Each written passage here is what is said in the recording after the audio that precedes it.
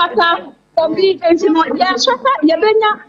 NDC secretary ono wa central region ha say na ya me no any enkomo dela na ya me dela any enkomo dela ya wako baba onye TV so then na for say bia wo Okay, so as part of the monitoring process, as a constituency communication officer, now we monitor a lot of policies. And I'm in do matter this time say make sure and this new the campaign and people then I'm rushing back. Never who create the analysis now.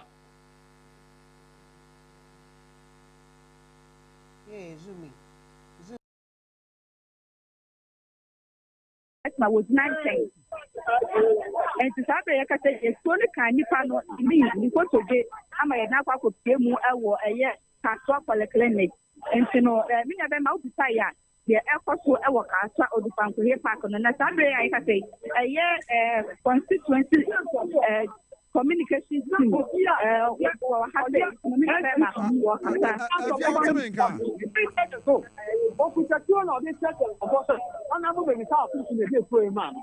Moving on the job, let's know. They will tell you and so what? We are on your shit. What to do? You get what done. Many of us are you found our they are police on the say.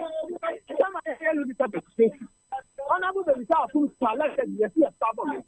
Just less than 2 minutes people were arrested. They continued almost 3 months. But this time he was arrested. With that same speed of light.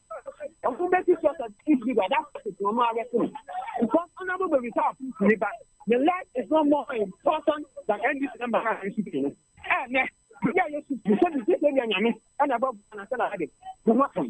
We cannot live in a constituency. But we are so empty. But we have solid here. That's not quite election. Tell us what you have done. Tell us your achievement. Secretary President MAHAMA. It's such a long year. Control for the clinic on a year. What you can get behind for the sea. 21 kilometers here from Master President MAHAMA. How long city road? So campaigning on our record. That is what NDC for. We believe that we are winning this election. But this are times. Somebody is confusing in our stronghold. It will not work because the masses are ready. And I want to tell the RG, enough of the statement, enough of the threat. We are tired and sick of the empty rhetoric. We should be able to walk the talk. Because police cannot say that they didn't create the country. This was chaos. 2016 there was chaos. 2016 was chaos. The police intelligence has been high enough. But let's say a chaos in this particular. So what we are saying is that we are seeing the police people were here. Only police need Qatar. Or Qatar said there's nothing they can do. Police near but police station, officer gun. But NPP needs never police station, no officer gun. Because the NPA minister now. Honorable Merita must know that crime has gone an expiring date. That young guy now best to see the panel. Officer to work damage. Officer up on it. He must bear in mind. It doesn't matter the day of alcohol hiding. After we have a 48 hours, the government of this country will change. On the 7th of January, President MAHAMA will be sworn as the next president of the Republic of Ghana. Wherever he is, wherever he wants to, will make sure he will follow the full rigor of the law. And the IGP as a matter of urgency must deploy his men and give an absolute directive there. So we are official to the NPP back. They must do a person. Because the masses are massing up. Now that we have seen it, we show them to the people power. It's right. Yes. Ninga bema communication officer ewo nsenya consultancy na yete research work no se enibra pa ya wono enya bra na be do ha police service military police so ha na ma wono pressure say investigation e be koso ewo asenya ewo hai nothing can stop the masses. Nothing they will do to stop them. They are ready to change. No amount of it can stop it. And I'm telling you, a lot of people are coming from the houses to come and vote. And by the close of the day, I am sure Honorable President Kofi will be declared as the next MP for Atsu. President MAHAMA will win a which is responsibility. And this is the power of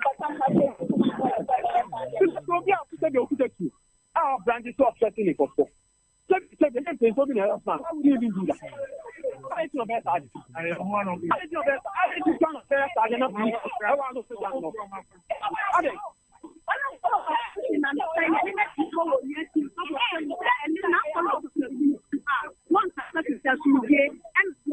And when you hear what, and there's a difference between and Atsu. I don't know maybe that's using it. My brother is the one coming to come to France. But I say, this one over here, this is a non member of the MP. Non boy of honorable result. So at the end of the day, no, obviously you don't expect honorable result to at least on a live baby. Send an out of the fire warning so like I did 4 years ago, accept to back. To obviously say the public, and then you're a people. But behind the scenes, he's the chief architect with respect to your. It looks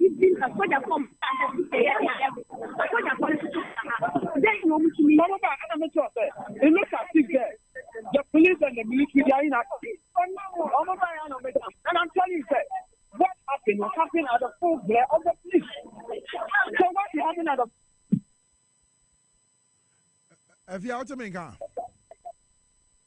hello, Efia.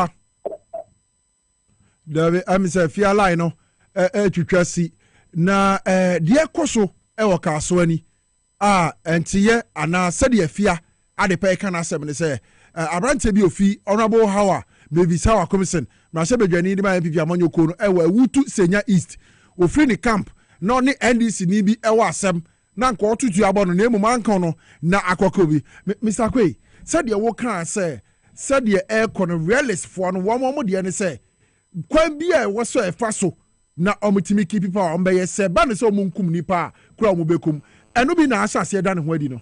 Yeah, that is the philosophy of the realists.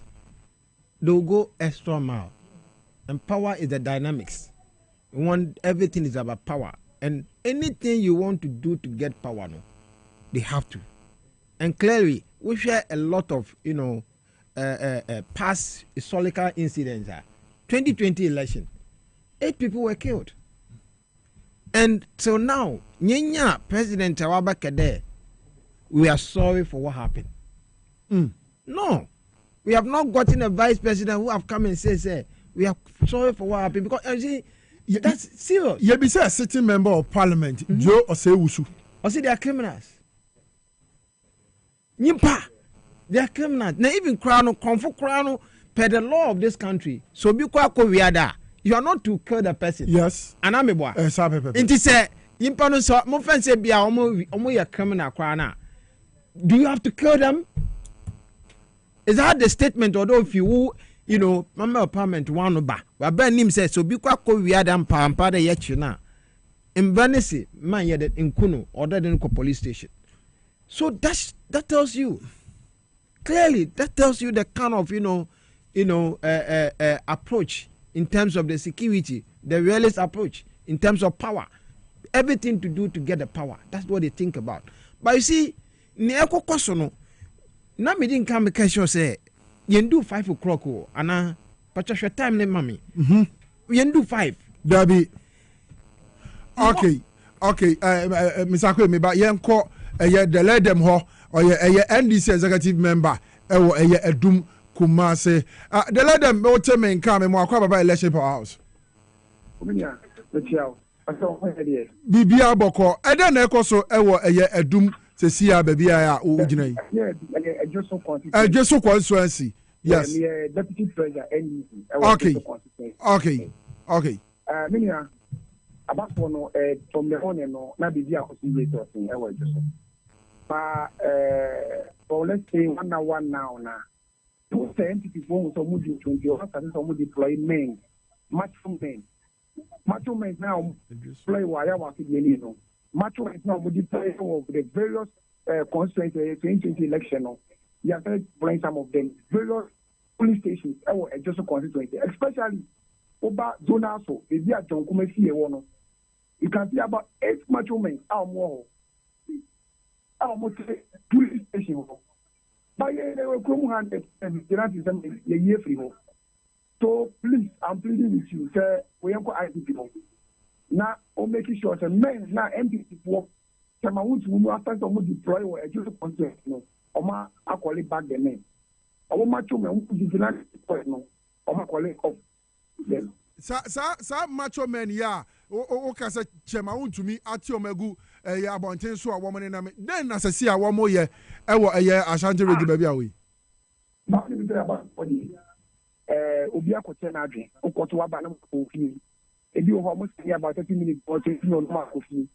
We have macho men, sir, almost you. I think someone is your official. And the man that you're intimidating the difference. No. I get me. Macho men, say, and no needed police stations.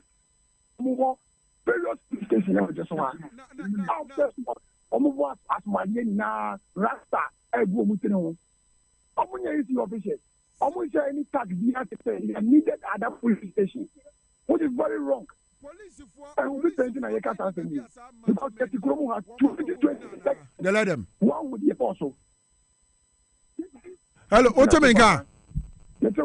Police for any police centers here. Macho men, Yoma Cotina. Security service will be home.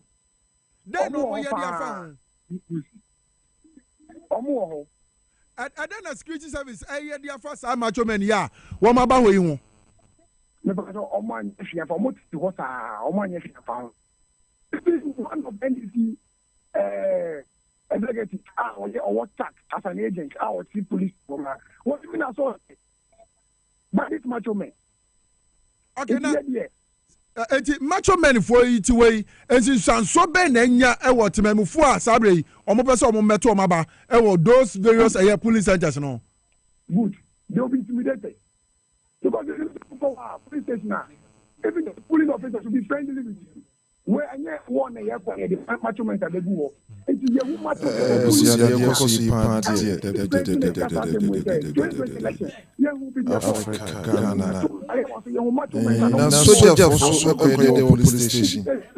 in fact,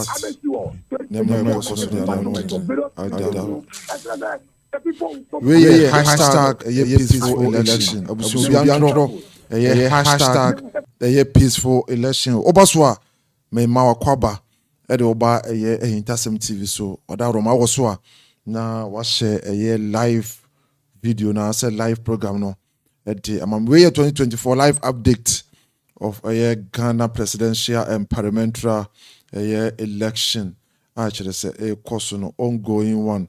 In fact, since eba no anodin ye pa na ohwe soldiers omonetimamufor etimanya encounter actually say tuo nyina edi ahim ama etuo timaka nipa bemienu ayedoma kopiemu ewa yare sabia. In fact anodin munchro hashtag peaceful election na babia enema ekone die sisi ya na bekode ya enema ni be nyan madaworo ma yeseremu a de ni babia ko ya maamenom ya nananom a kire so manyanyini na yakura ya mrante ne maba wakura no emnikare do sen ni mu bitimako na kampese na ya maamenom ya papa nom enkokura fo mu gudem re fo mu gudem madaworo ma yeseremu a enipa akotete baabi na womo ballot stuff na dodo na yachi wom ni nyina nipa yachi wom nyina no MPP amanyokuo na ya omahunu se woma to aba no ede team alaji baomia awda ye friends ballot boards no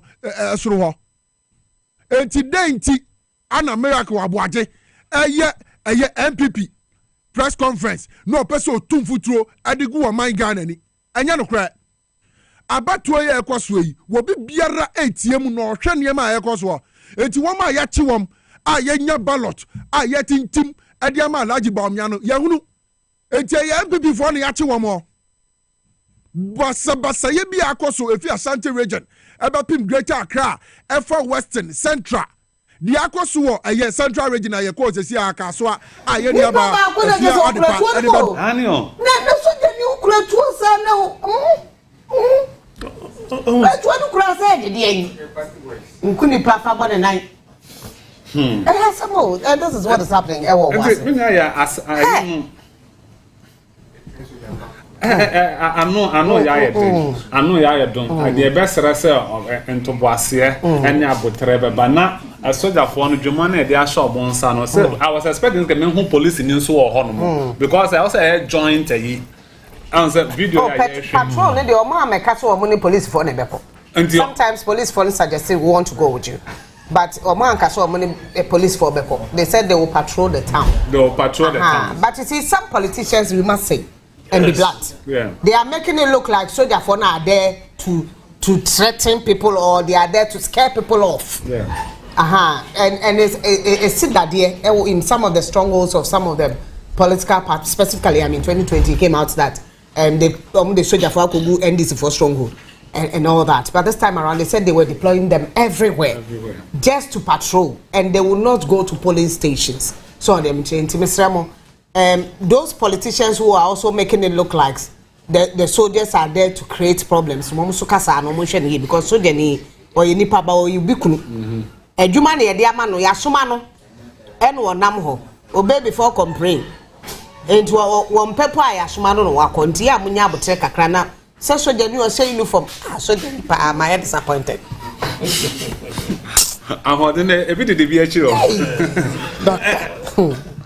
Minya reporters no na on bibi koso o kan kwe I tom print I ballot yes nia na ye hwe egu no mo fa nkire mo mra box na ye de man egum na apete ho na se na wo ka no mu no na apete ho yeah me tell from the reporter and according to the reporter no na say na e wo ka mu a obi hunu ye se paper bi eteta abonten e no mo ma omo blue alarm e na amanfo koto gu so na omo say ballot papers ya tom printing tie ura police station okra no nye ne omo tu mu aba no na no ya tom printing ya di ura ho no na Christian hu yent no mo anu wo hu anu so nka ho na ade ba ko no say ayi political party omo ye mo akonya say omo nkasa ya omo mfa nye campaign yenu abaya ni okasa ablekuma they should come and vote for MAHAMA and then campaign no what can we dada until last minute and yes abre one you wadwuma ya say okotre exam school no okotre exam won see no ho na aja o say ebianya po ndi yemo modern say e betumi akan sem senior ododo dia say me ka ayi kakra fa ho a stronghold. Doctor, I said Tolong constituency here. Nipa mau. Nipa mane ati say Honorable Harry Nedrusu akasa e de afa ho. Tolong constituency obi bada yesra mo ye to be ma wo hwe ne said wo hwe ne ha because ya na gory kakra. And where did the so na moja e wo mu a ye to be mo no raw. Enti ya ye blend kakra se be betimi aboa nkola ehwe bi. Social media kra no empesa tie blend kakra na so obi bra ya omde na to mu ya nti Honorable Harry Nedrusu former minority leader wakasa fade si e wotolo no video na o hwe nti de o kan fa casualty of death and 3 other persons fatally wounded. I probably may have to leave here and ride to the Tamale Teaching Hospital or the Totem Hospital to appreciate the developments in that constituency. But I'm saying that the MPP and Nana Dampa, this is very disappointing, this is very shameful. Our peaceful tribal democracy have so been undermined by you because of your test for power. It shouldn't be a test for blood by a sitting member of parliament. You see me walking here, I don't even have a pen on me. I'll be surprised that some persons will have their arms all over to serve what purpose. If you know a God and you serve a God, you should cherish and respect human life. So the MPP will stop at nothing. They are thirsty and desperate for power. They are losing it. Overall, President John Dramani Mahama will win Northern Region. He would form a majority in Northern Region. And he would form country. And to respond to the diverse expectations of the Ghanaian people, including the growing cost of living, the hardships, the lack of adequate infrastructure to support, and the disappointing performance of the private sector. So I may have to run. Okay. I've just been called that there are negative One last question. and total resulting in a casualty of death and 3 other persons fatally wounded. I probably may have to leave here and ride to the Tamale Teaching Hospital or the Tolen Hospital to appreciate the developments in that constituency. And the Honorable Harry Nedruso and Nakasa Ediafa DAC Ewo Tolong Huno. Now, Oko Northern Region, how they are, where you go back, ideally, anymore, especially Tamale Enclave, no, and then imported Mohono. Our jail and more to say futu no, and this in or by it and Hondia and some musi, but I think your marking is very difficult, so bet me to know. It's quite difficult. Just as Kennedy upon then, I was in some constituencies, it's not easy. Say, oh, bet me any member of parliament until say, as a KT Hammond Horn. Crawford KT Hammond, said I need serious, sir. As the name Sabe, Biso Nakasanye. All the meeting. And as some go to me, I do all cry see a chin. So, but only no cocoa will be washable. Very difficult, so bet me to Katie Hammond. Very experienced politician. And that's what it is. Dr. Na Otwaso. Not me come with Biafra. I friend said do yeah share. So it will be keenly contested. So me GDA pass and Vanda point that's all on man be easier man because our experienced politician will name Sido Sibe Toton and Yama last 2020 na Banama yet to send you over to me and so experienced politician is an experienced politician moon where to touch and to know master candidates me shema it will be keenly contested and then also and more best at 9 p.m. But such this same issue of Ashanti region. Yes. I hear no more gentleman arrangement. Before the last one. Hey, ballot papers in a Kumasi, Kwadaso, SDA Hospital, and Nessa Homeda. Ya Tom printed it out. Ya Tom printed ballot papers, he did that. So what you say? Now, should them more ballot papers a guwa? Ya Tom printed it out. MPP amanyo koi se wo hwe Tom printing ba bia wo de a na ye tu abano de ama alaji baomia enti se wo hwe TV se si na wo tie radio na wo tie miracle aboaje a ka chen se omra wo mra me hwe TV SYZ wo mra me hwe ballot papers a ya Tom printing ewo alaji baomia dream Facebook live join your Facebook live TV SYZ afa power 97.99 radio SYZ 93.1 and SYZ broadcasting bomba de nabra otumi kabra be Joseph Yamin hwe ballot papers a wo ma print wa santememu kwada so SDA church ena ya homeda a wo mo de akokko se wano mu a wo mo atom print anka wo mo betete ballot papers we nyina adiama alaji baomia ewo ena abato ya ye tu eyimu hwe ballot papers when ye yisi dia o enye dia yisi dia ni bia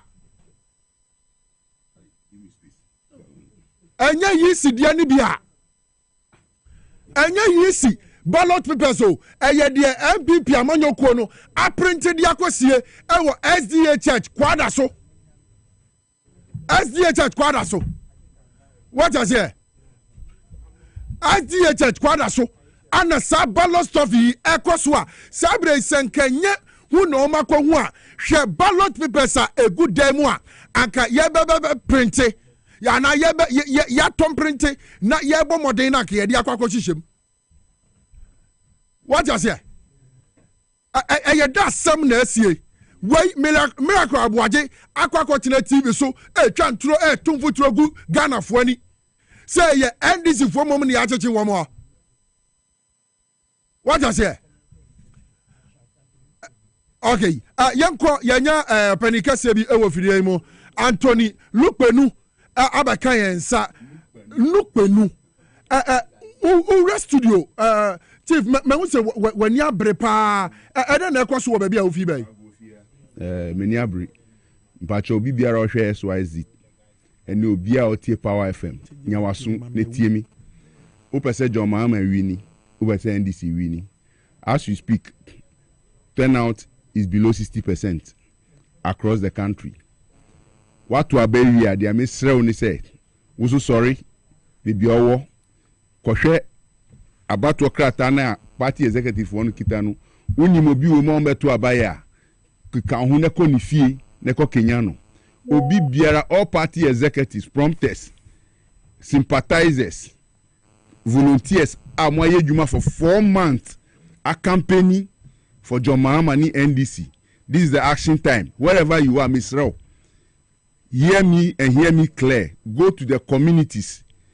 We need to achieve a 76% turnout nationally and regionally, and then the John Mahama can make the 54-55%. Please, the low turnout is affecting the MPP. We are making gains in the polls, but 56% of turnout now is not good for us. We have 2 hours to go. Mesre obi biara sorry. 1 hour 30 minutes. Kasana dosun. Wherever you are seated, wherever you are now, please get somewhere and find out who hasn't voted. The youth, please go to the ghettos and the betting centers. They are not voting. Youth organizers across Ghana, youth organizers across Greater Accra, and your team, please. Women, please. There are some women in markets and stores. Get out, and make sure everybody is encouraged to go and cast their vote in the next 1.5 hours. Ms. Remo, we are winning this election, but we make a loud noise for the people of Ghana to be clear. Don't be intimidated by any security you see. They are not there to harass you. They are there to protect the NDC. Please, when you see soldiers, don't confront them. The system is now locked for the NDC. Ms. Remo, no confrontation, no combating. What we need to do is to activate mobilization before 5 o'clock. Mesre, everybody should take this information very, very serious. I am really hard pressed with time. Baby, I will be asunu. Tell me, family number. Information be awenya on turnout our police station. Constituency needing police station needing code. Now, mommy, total registered voters. Then turn out us at this time so that we compile and know by 4 o'clock we need to know where we are. Please, thank you very much for the show of love and commitment this morning. We must win in a landslide. Thank you very much. This is why I've stormed your studio this afternoon. Abusia ofeno abaso amakoba ede obaso. Abo ebe no numua 5 o'clock bo na yede abato no ebe wie na fide be kone kenkan no so a stima be se eduasa mebie phone line no ayeden ede atum na oso afre no akire wadwene about eye abato no hwan ana ogiri so obedi eye nkunim eye Dr. Bawomia anase eye wura John Mahama omomienu hwan na ho sene na isi na so a terese oko eye presidency house what you say enti nonum abo apa ho sima aduasa nonum boya na terese de otwato ewo eye line no omo asili to se nonum bo na se nipa be 200,000 krone de line so mo nyina betimi ato but obi nsa ma me de o machi nti wadaworoma se wo fie na wonyankoto ya bomoden se wo so betimi akwa kire wadwene se okoto e de ama eye Bawomia ekwan da hobetimi akoto obi ansi ukwan se yewura John Mahama so na apa obi ansi ukwan se eye cheda so a se ya nakasha se eye gum eye Kofi eye Apalu eye Hassan eye ayayalega de opese wo toma ne bia no akonya eda ho akonya we pa ho a agese mfie na biem 4 years time 2028 ansana obetimi asanya kokromoti power entine onya kokromoti power memfa nche utri menkase abano onko na kyerese onko to abusua ma wonya ha na ekoto abana osusu etimi kyere eye wadwene entine onum abapa ho sima aduasa no mebie phone line dia tum sa time afina na abato na kenkan no eba be hyase enti no nu bopa ho sima aduasa mebie phone line no ayeden e dia tum na oso abaso abekere wadwene ewo de wugiri se obetimi awini ewo election but yesremo here peaceful election abusua numbers na ego screen so no se baby owo police center umpesua so se bibi ekoso pinche bi ko hono mu a obetimi afre numbers na ego screen so no na wamaye ayede ehu se o video so a obetimi dey send numbers na ego so both MTN Vodafone nyina WhatsApp line enti se enema bi koso wo police center na enye na otimi enya video of that particular incident na obetimi asende the ama numbers na egu screen so munyire mo ho mumpie montuaba ni yefempa mu dwirim katasese ne proye a adokro manga na emfie nwotwini under MPP government wey Alhaji Bawumia ni Nana Dankwa Kufuado efudie na ba wiye tuaba no ko hyiaye bo no bi ti se Jericho ene aduma ono no wo mu se ka bomu a MP for the bepo anu nti won be bibia o memma on be scare voters no se be o ma metuaba no na ebe wi ase na penalty no akolu e ba sa na ye so mo de ngonke tuwa no da bi mu di nkunum no o mo de ka bomu a o metini e de akwa ani NP for NDC for so se sa o mo na akopam atuma for di ka ba no me pam o mo e de for to be e kana se ye share wa ye fa do bi e kana ya na me tifo right me now as papa now share so tifi no for ablo so esi wo ho no mo a currently the sitting member of parliament MPP ni or Patrick Bano on the 52.62% and what do we need 18,505 votes and NDC Nino at the 47.05 or the also mean 16,546 Ebenezer Kweku Ado and Kofi Anane LPG someha ntia palunka no 114 votes 0.32% and one so the way fenti na ehwama ne bo na ye ko zoom na ya resi zoom we ebetutum kama ne yetumi atie ya hwan na wa homa so yi e wo zoom yi Ibrahim wa homa so Ibrahim Abubakar ma mejo so me boko ade na yin fa na o yi mo network yi o mentation Pomre. Pomre. Ibrahim. The network. Ibrahim kakra. Digitalization. What's the digitalization and foul? To no papa and pa. To want to be a baba. Bye. Why? Network. It do sabre as an apami exercise. So one net chance with I'm off because political parties in now the network in the age you want to see and I am Ejabo so we ahome yenim say yenya full service so dey obi ntumi ehunu so Ibrahim Otemenka Ibrahim I say there yanko Ibrahim ko that's what I read I say there come on me yanko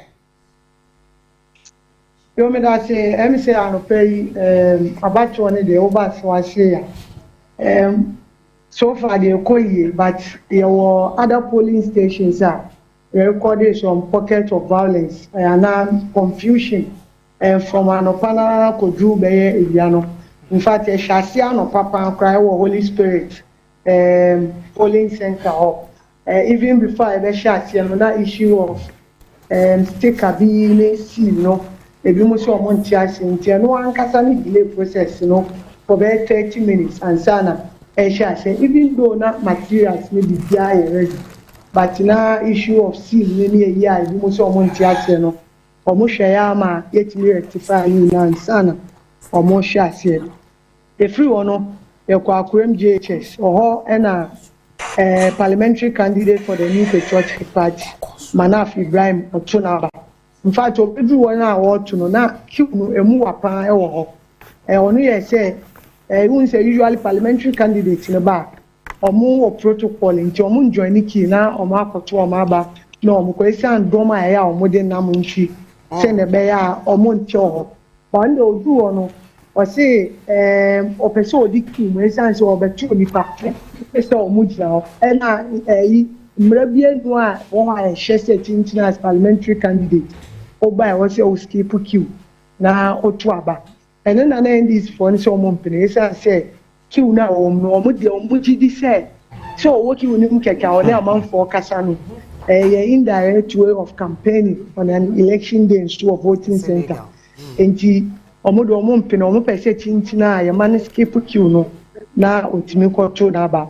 Ono de omonso si omompene nti blows na na mwem obia si ompene gidigidi sama later police for ni isi for no kra ne no be kasa ma oti asese okay ndi obe skip queue no akwoto aba ene de omuye na sumdue ba. And a peace preparatory polling center so two incidents NAC. The first one na allegation of vote buying. Say car bi abeji na otu abaria na oko na wakoje kaka.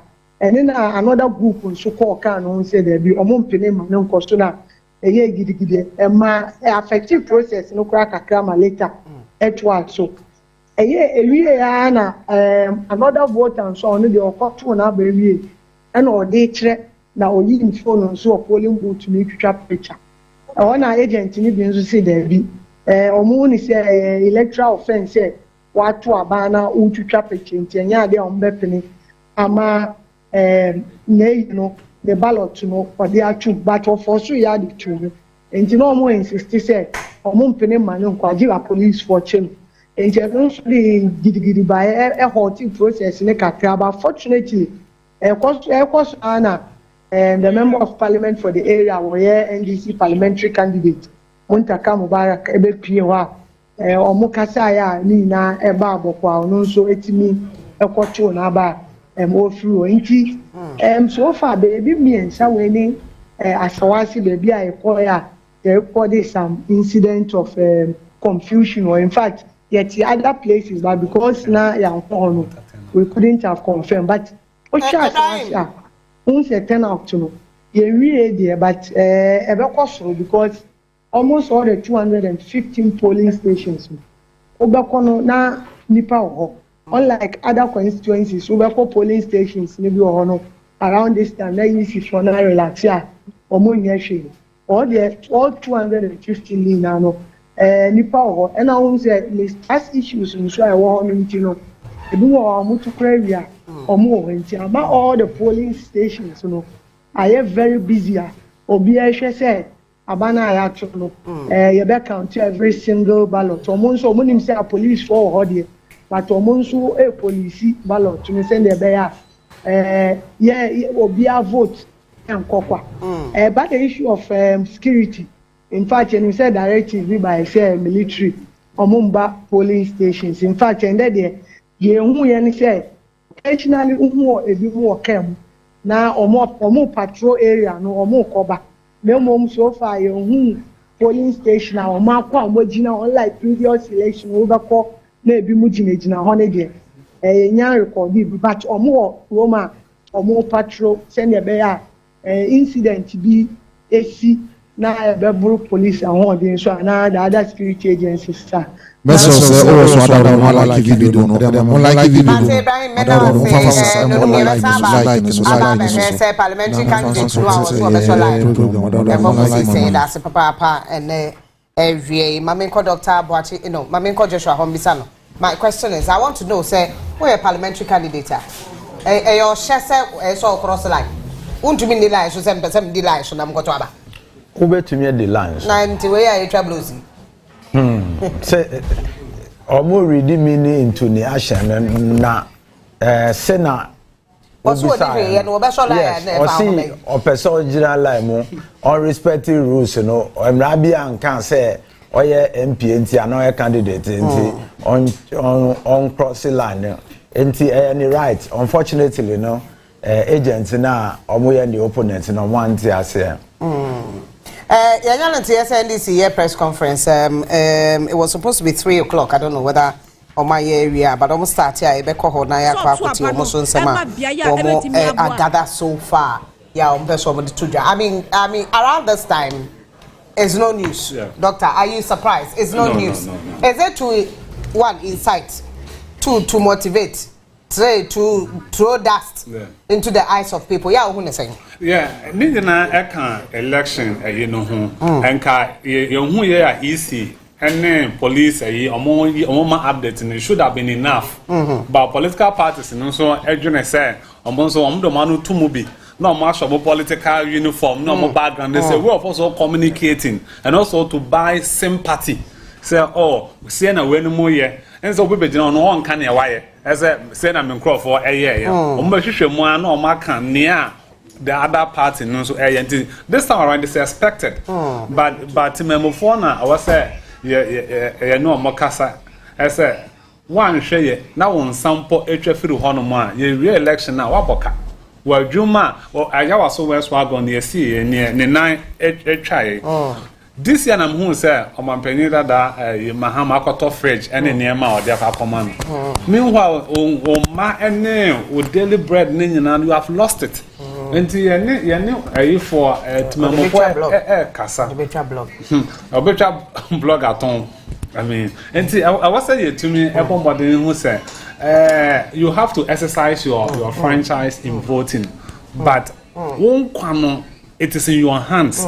Nan could do a BH, could do a comechi, and more channel being a tutus and will be a shrinking queen. The airport BH or say, Yamma say, control your home. But this military and civilian clash, also, I don't know what's happening. As I said, sometimes politicians, they can't be. How we talk doesn't really help. You have to say, Abeka market, crime. Military, any civilians, the normal clash. I don't know what's going on. I don't know what's going on. I'm say, soldier forecast at the North about 1% so. And yenya amapaye hwehwe no emabu a ewa ha sei enya mabu nketewa na wutie nsemu a wo de ba ya wo mo kire se mami dokua yo no eye MPP amanyoko no anamusi na wo prima se bedwa konya no eba party office na wo ba ye no enene ye NDC fo no so bebose mo so mo tia tete so kwafa mema fi baabi na aba wo mo kire se 2020 no ha na wo mo se print ballot paper se de gu mu ni ade nti wo mo mpene ena de ensem yaba enti CJ nyame anim posifo no adoso aposifo na adoso pa mrante no so ni abre e wo ha edan de omotu bogla proof na ho ni nyina no omotutu abotre omasanso papai adan ne hwehwe asenya hodo papai anya sem kuma kyese sesia no omakoma nto omoyem omakoma ento omoyem bema ade na mo behu ansa na makoma to moyem bema de na mo behu ansa na makoma to moyem is it ampare ba president ampare no me omla no amenye din ti wa se police for wa o wan se ko for ni show ma hu so mo ho ba mo tu se mo be pra obi wo ho un pm la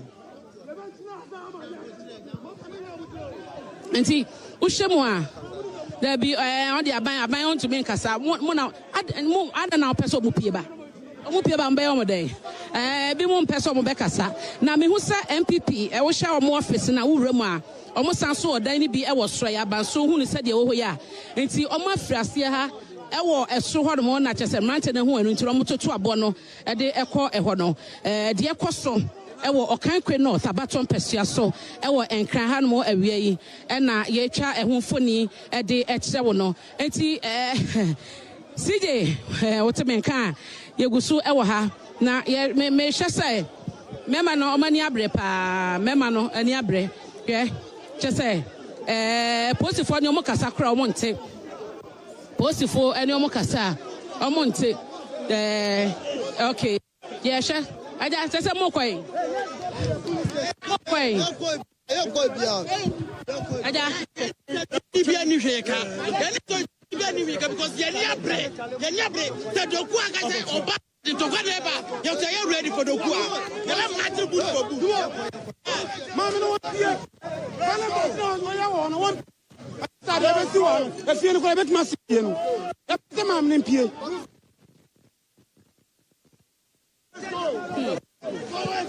ha CJ enti de omo hwe nyina ne se omo hunu se bayi mame dokua ewo edan nim enti omo opia bonten enti omo pese opia bonten nya sa de omo nko ma hunu se mpanyifo ni bi edi omo anim no eni omo akasa a omo ekọ mpanyifo ni omo akasa ya omo nyina free party office ase yakọ apostifo ewo ha dodo mu a eyo mo famu de so mo ne ombekasa na de ekoso nyina no deɛ kɔ so nyinaa no CJ posifo kita tuo deɛ nanso ɔmo yɛ ɔmo fa mu deɛ so ɔmo de ɛyɛ kasa ɔmo de kasa ne bɔkɔbɔkɔ yɛ ɛne ɔmo bɛ kasa na kɔma aba fam nti party office no nti wohwɛ nti ɔmo inside the MPP for MPP for the woman party for nana. Well, they are working. The shop is open. They are working. So whether the evidence, whether they are MPP or not, they are working. So please allow the shop to operate or close the shop. It's but your shop na party office and some it's not the party office. Obiara nim say a shop kesi omoton ma there. But who say watch here Romo say cause Ghana nyina no. Obetina say bibi wo ha. What I say evidence actually say ade no wo ha no ebia na evidence ni nim. Wo obiara na say bibi kra why for nothing. What in America now say and to be bia wo bia no say control situation you know because it's like boys you know any the other side boys you know acquire attack we to now we are to emboy nyina. What I say we are for peace and we are for one thing, we are for Ghana. There is no difference. Ukotuma MPP utuma if any say NDC we nyina vote to Ghana. What I say you know obia nya botre na at the end na yakan na wo a winning no winning e ma obia nya niama NDC for me NDC ni e ya me nkrofo nko but e was me pattern omo na nti ase anya den embra say me allow omo no mo nya niama enye. What I say enti no don't worry enti na me so mo close roadway na security take it over. What I say na then why me da say na mo say mo nkrofo ni bi pra hwan na pra officer I beg you. Officers are coming, but there is another road here. So don't open this one, please. Pass the back road and go there so that you check. Because here there are more glass items. If something spoils, it will be a problem. So you pass the back there. If you want to inspect, pass the back there and enter. They are there, but because of the tension here, it's easy for them to enter. So we should use the other exit, please. Yeah, there's another exit there.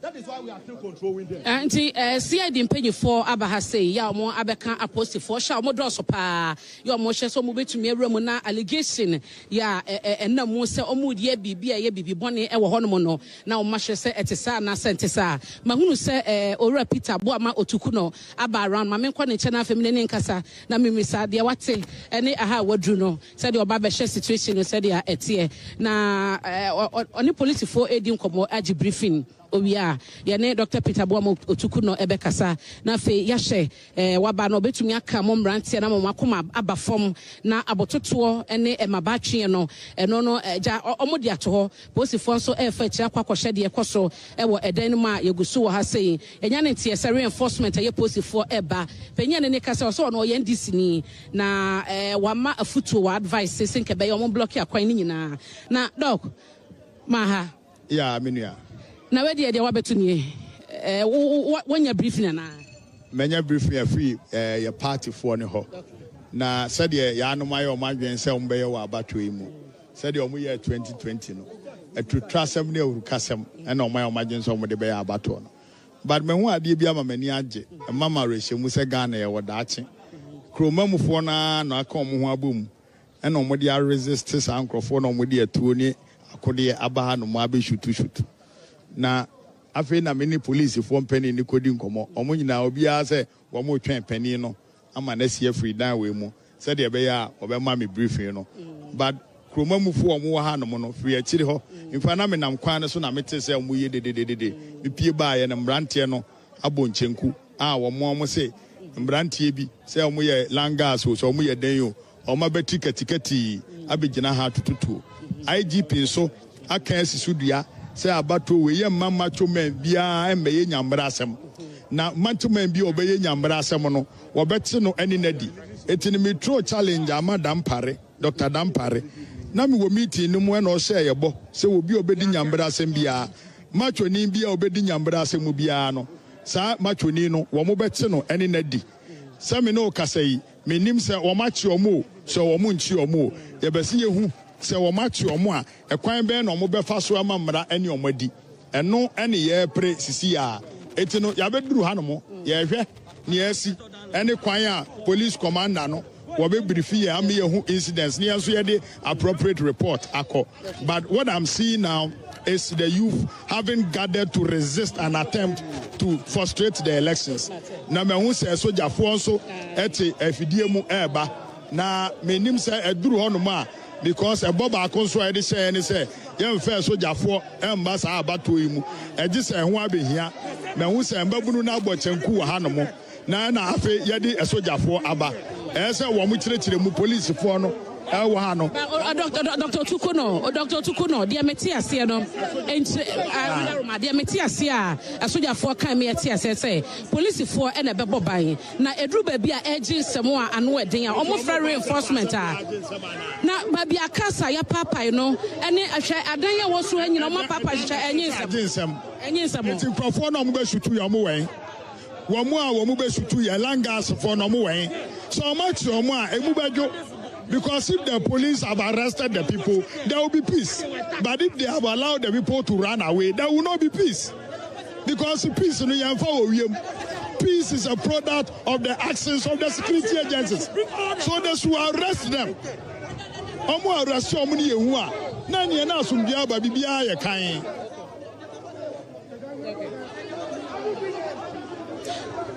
Okay. Wusha said ya etiana emrantia no asogyafoɔ aba ya wɔn ba bɛboa posifoɔ no na bambɔ no wɔn ayiri mu ɛdan no wɔn abie ɔsɛ dɛ 28 years na yɛto aba ɔkan kwe no hwee ɛnsi wɔ ha sɛ da doku a me fie kwa pem adɔso doku adwa ne fie hɔ ana ɔde nkurɔfoɔ abɛhyɛ a yɛnim de nti a wɔn kura akode a wɔn de nam doku afie yɛ adɔso wɔadwa ne gyae ɔna causing trouble wei so nkurɔfoɔ no ɛhyɛ hɔ a only umbra omunji weapon na ever somdwe enwe election enche less than 3 hours na ewie bibia no bia enhu bebia nso di brother nkakoto eti mu susu e de langas na gusu seda ni man ye hu amu otu we na oba hu se bi ni mu se ho enti dan paris e bema okay enti no soja for madam doku odo odia no sister doku o person on fa ewuo eni na madam back from ha abatu na nya by for so one kuredi a nya bata no mtu abawadi wawe enti samata no ope ahia this bia ina ya be do and die ya be do and die don't but nya dia ya be bie ya ready to ewu me I'm ready to die doku wa chanu wiye so wa did kuredi a one bakroma embedi nkwasa so wo be sisa langard for asisa bakukwala so ko be dey because of the say what can we na kroma omo dia gumsu abumia majali nyina bubu ansa di sika yede omo so waye dey so wo na omo bo wo no ehi for na bo wo I am before ana bo me and the discipline baku for no omo firi baku na ba ana mo sha salam se demo ya wo mo san ko nyasa o mbe hwe mo moja go enti mi kasa na no mo mi kasa wo ya ndi sina na se me ya ndi sina enti dey ho no mo disika bia me ha fe ana mo sa di nwia aburu mi ama na nyina bubu ye junction na me no mo tekina na tom ni so hu ya no mo di mi ka dey eba chesa ntokwa na dey esi na bala box na wo soro ese so mo yiba o ma yamba chacha ni ura no ma na yamba ani ebe se ho na go yi bala box na ba yes enti ana bu abu mi ngese enti ana na me so microphone me make it tell I said if persuasion fails, force must be applied. In the nutshell, that's what I want to talk to understand better, right? So you pass this message to them. If persuasion fails, force must be applied. Existed, right?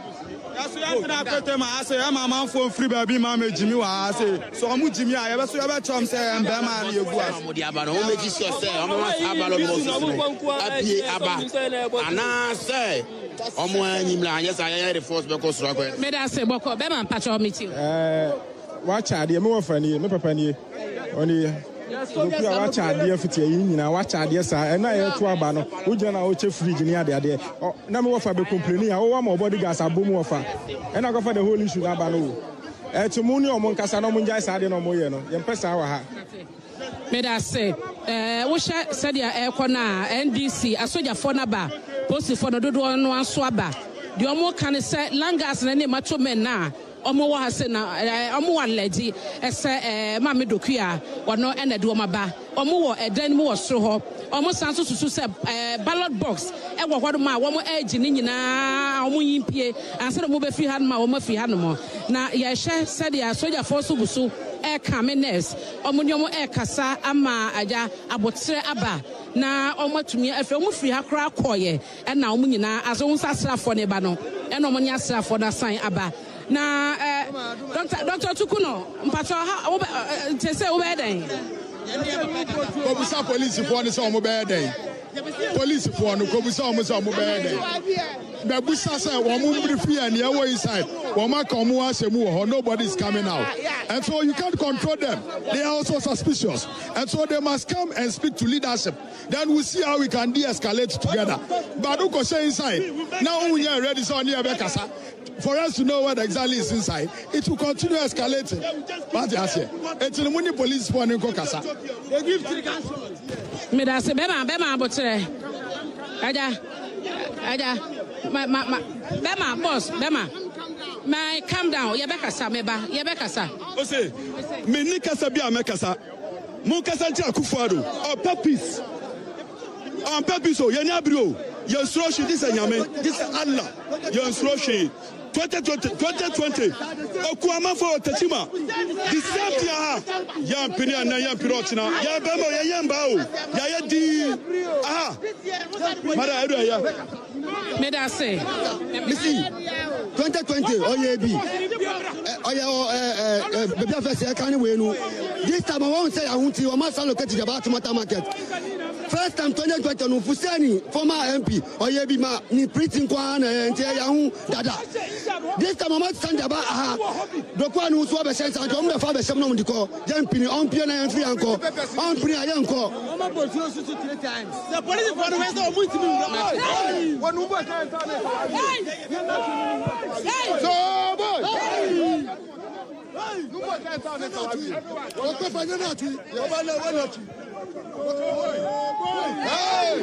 so boy Nya jamelo you fanya jame mena nya twa ke Ghana ni acho wa ye oblai ko oblai ni ba nya dumoshi ni ame protect ma without many asani ame protect ma ni ame ba twa many tumo wa ye jame ni wa ba protect ma nya bomode wa Eyezu choboy nyana atwi nyabuatwe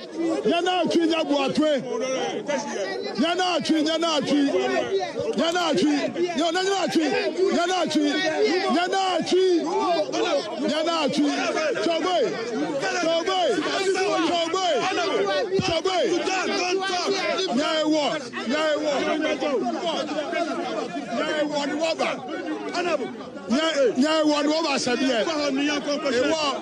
what I look by about you, Yanachi. What I look by about you, me that's my inside. You are on your German. You are that our going banner. Come off Yama tree banner. And one Yanachi. Oh no, Yanachi.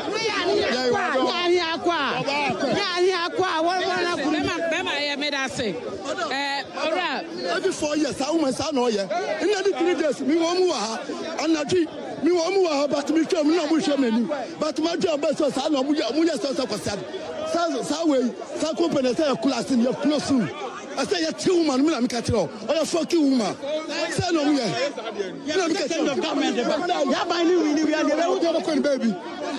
I'm with you, Langas and Bass, Omabuano, Omichino. Omichina, you go to the person, you bend the quack. Uncle Balangas, we are quite a bubo, a 2 of 6 kind. You need to be a Nomino, Basman Governor. Omichi on the Pie. Now, or Biam Cotton baby, or Biam and Pentaqua.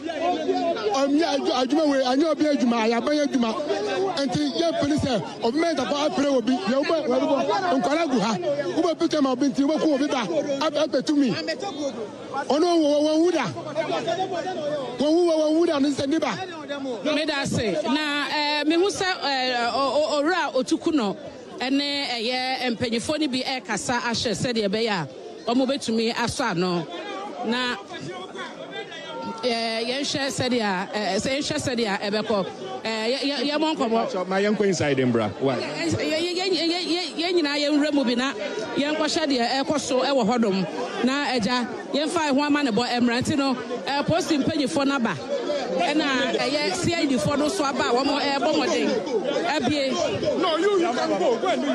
na ɔmɔhyɛ na ɔmɔhyɛ deɛ ɛwɔ hɔ no mo na yɛn nyinaa so no yɛnya ɛho ama ne bɔ no bi na yɛde aba eti yɛde akyire ɛhyɛ sɛ yɛbɛwura mu yɛde akyire ɛhyɛ sɛ yɛbɛwura mu bi na afei yɛhunu ɛnti ha no hyɛ a ɛyɛ shop a wɔtɔn pastries ɛne ɛho nneɛma na ɛmabu no okay aban wadaroma oh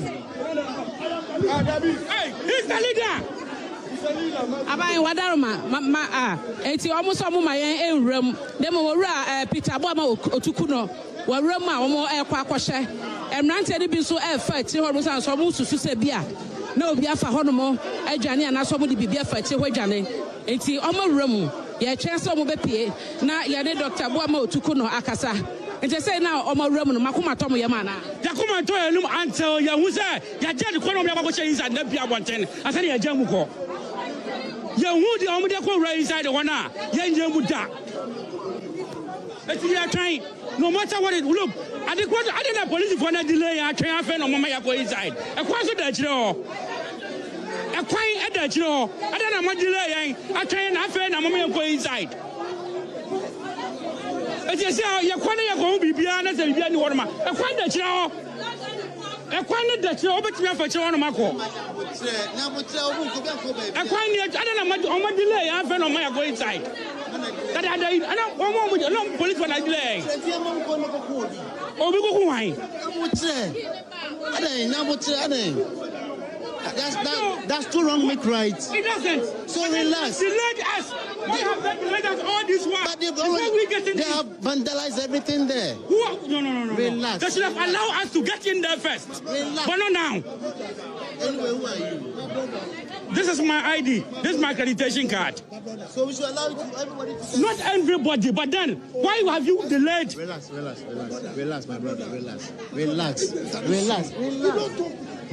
Mama empanyifo ni bi ewura ho ye omokọ akọhye se adaka bi etisa ewo ho anasa adaka bi etisa eni ho se de na ekoso ewo ye edan ni mu ye twenso mu bepie no mo de eho amane bo no aba NDC executives ne bi a ewo Okankwe North ase no wo mo so mo ni nye ho sanse sabre na kwan ba ko da akire ho ntie bi a sade aye ye twe omom ye mbewura mu nwura mu ni ade no ebia na oma pia fa akire ho no ene de wo ho no no ekọ sesie de betumi akasa akoma aba fom kakra eten kane na abototo ne emaba ena mu no aba fom ye twense mpanyufo ewo mu no wo mo ebepie na de ebesi ho no so no omo de aba aja awobeka sabe hu se wa no eden pa da manu nya de makoma ba fom o ya kuma ba fom ye adan say so mo wura mu to mo kɔhye akadan fom mpie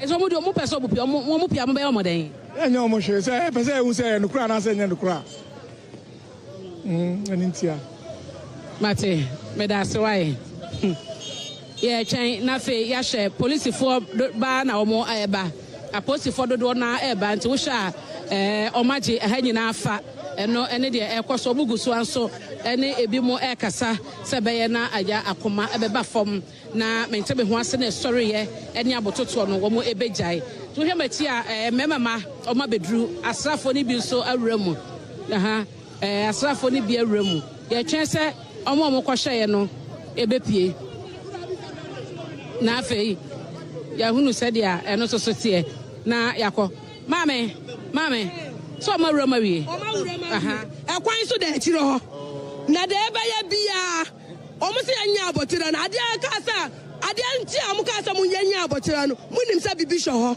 bibi wa fa bibi hwo ho efi ho wa fa ina mo bia fi ho na ewura fi ho mo bia fi ho na mo nse nukura di ho ha wa fa mo ba ya wura inside Mumma ya wura inside.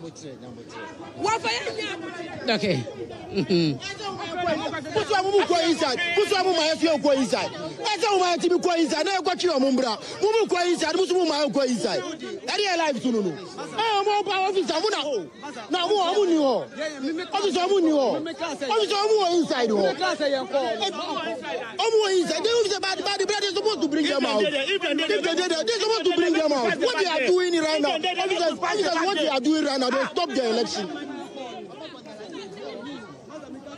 Till when? We are still monitoring. And they say me who helicopter and na post for helicopter abedru ha so kan kwe north ha ya post for helicopter and aba ya eno so na mo wiem a wo de e hye bambo no e ho ensem enti asrafo e wo ha yi ene post for e wo ha yi post for helicopter no said enya ntie se no so be di akotene e wa fi abato no ene bambo ho adwuma no ena mo ewiem a ne edi ha kode ba se ya ena mo ewiem e wo ha.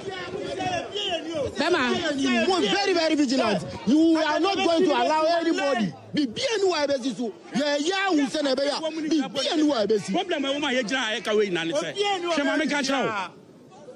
I dare not cost police for what you know. That I don't know go to Munim Bibia. Come on, my coins at that. I don't know much.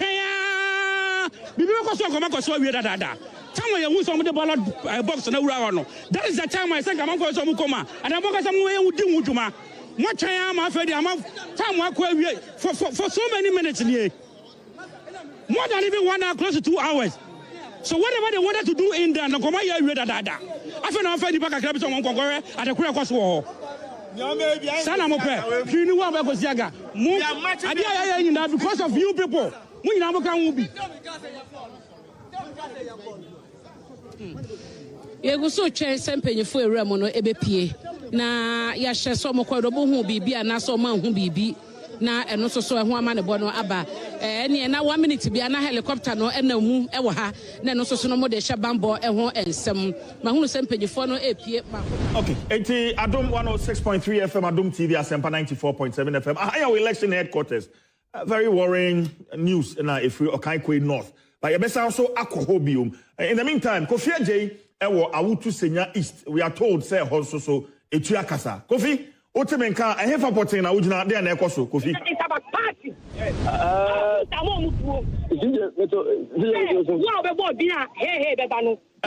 Kofi, what's happening? School back. And our casua zoom na aha ana meno ka say etu aka abrantie baako a oye driver ni a meno ka say wa park ne car e wa hanu say ya meno ka say ya pejja no eden eco hospital yen ntia say o ma rase no eden eco 37 military hospital say etu no egu ni nam na sije adono ayesi one time e say obia e kan de e bi say amanyosem ebi say Ahintasem na de ko ba ne chese abrante ba go je anopa no be no sumo na o mo starting to kan to go buza say obi no bi kwa buza say dan de ne si e to mo di kan starting to kan no ewo Pentecost police dey Pentecost and so ka so zungu mu a e to mo di kan akọ ho no mo a ana o mo etwa aso fi anopa ne enti asem go mo chese be pie mu Ahintio ama izon go am say me tin wa say e bai e mo mbo ba kwaso etianu ana nam za hano mpempi na ya manfo ntampa bone ntetu jamenka no ana haje endi one na dikan ya issue anopa no mo dikan ko ewo Pentecost police station na abrante ya otutu no allegedly no mo chese oye MPP amonyoko no ni onu ka no kwa hinje wa ka so zongo wa ni papa ana ye ohe o ka so di kro ne chiame enti ana hwe abrante no nso a one ne wo entokwa na ono enso zongo a ono ye NDC branch organize ba wonya ya busuafo a ukọ zongo wa na so ukọ kasoa palace wa omunya ya busuafo a se we batimi di ade we timi edi ade but the mu chese Ahintasem ebi so chese amanyosem na abrante ya ne ya poni tuyi. Okay, Kofi Kyei ewo kasoa odupon pe school mu hono ma awutu senya East constituency hono de amane ne free the aba yenko back to Kyei North abena poku ahwene we are told say police for na wakosoro ho aba yenko na fe yenko hwe say omko hu ballot boxes wo ho yenko back to Kyei North. Timushi share dan mo kosi abanso ni so nyina na ha ya pe. Ya ko ni nyina mu. Okay. Abanche so mo remu no MPP omo coalition center no ene ha. Omo remu no eho de eho nyina skata, eho nyina asai. Ne mo ma hunu nipa fufuro bia ye memma se de omo ka se omo wo dan ni mu no. O che se omo hunu bibisa ewo ho no mo. Yego so no so omo no me bacho they are the top there.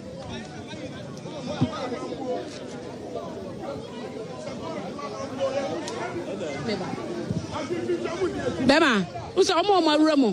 Debi so omo no remu e no maba na omo ka. Ojina si ade no ojina ha. Konko bebi a ojina ha ye nyina ne ojina ha. Omo for ne sesha soro omo the ballot boxes sesha soro. Obejina ha se wahwehwe yen fa. Konko bebi a ne ojina ha. Ye ne ojina ha ya konko bebi a. Omo soro omo mba fom. Why will you say that to the public? You are misinforming the public. A CID like you. Why will you do that? Why will you do that? Tell the people that the people are there. We are seeing the people there. You are telling the people that there's nobody there. With ballot boxes, trying to destroy the election, trying to destroy the peace of the country, trying to destroy the peace of the country enough. And you're telling us that there's nobody there. If there's nobody, what are you doing here? What is your purpose here? There was chaos here. Tell the people that there's chaos here, so that we know what to do. People to know the truth. A CID, and you are telling lies. Why? Me da say NDC pay for no patro executive Okankwe North. Afena wati. Afena wati. Now say adena call say yenya ni yo. Some Jimmy Siomu because I bought them Siomu. I don't know if I na fa ballot no mo da full top. Na police for you to be full top go follow. Aden ya brother do. Aden. Ba for send mo chida. It is a police for no. I'm justice here, Juma. The justice here, Juma. Violence here, Juma.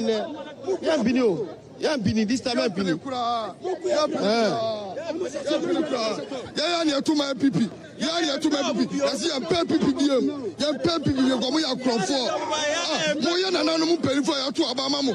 Adri boni criminal life okwa. Ade na mo yesa. Mama mai na basa. Bibia basa. Suna bisana. Wallahi sun sata bala bak suna bisana. Kuma mu ba mu yadda shada ayi mutuwa. Sojoji sun zo su tuce mu gari ga da police. Wallahi sun zo za su tuce mu ni. Mu kuma shada sun kashe mu ba mu yadda. Ba mu yadda. Doku wata so za ta tuce mu ni da kin saki aiki kirki. Okay, so election headquarters Kokomoti Power. Quickly, we are picking information. So Obuasi East, unfortunate about the Basabasa Yebi SU or Obuasi East. Why Nameneno Ekase? Hello? Hello, what's the menka? Yeah, I mean, I'm talking about fantastic. Why am I near then Obuasi East? No, I have to be precise. Kwawu South. Kwawu Atibie, sorry. Okay. Yeah, so tell us then I also Kwawu Atibie. Yo, many of me as a pa, and Neo Honyan say, I had the incumbent MP for a Kwawu South, I own Abu Davis Opokuansa, to do an abonidi say a OPK, and I feel on any MCE, honorable a year of 4 weeks. A best call a year to be a zongo. A hormone now may imagine say, I'm going to follow up the process so far.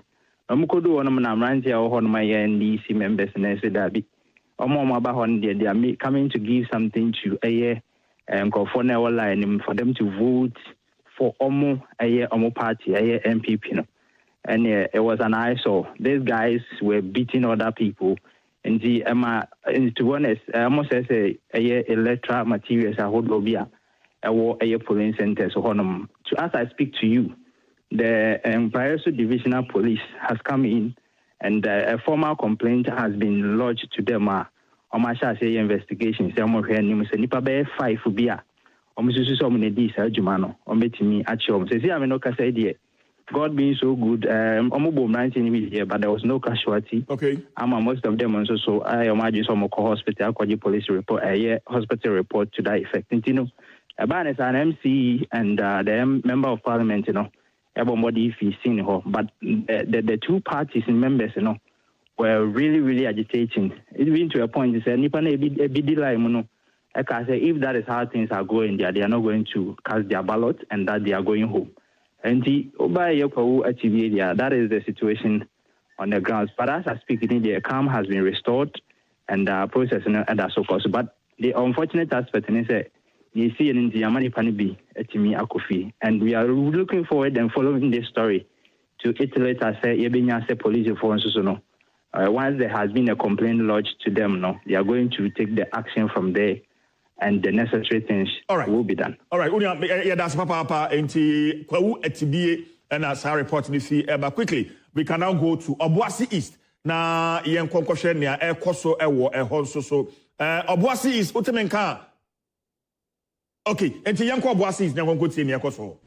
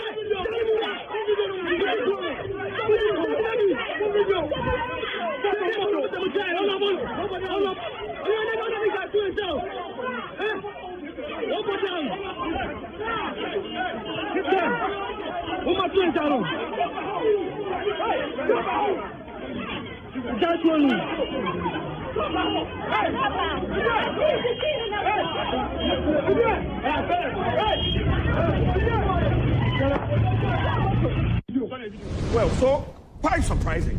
Say, I say civilians, and I want to say, so Jenny so. Yeah, one more airborne.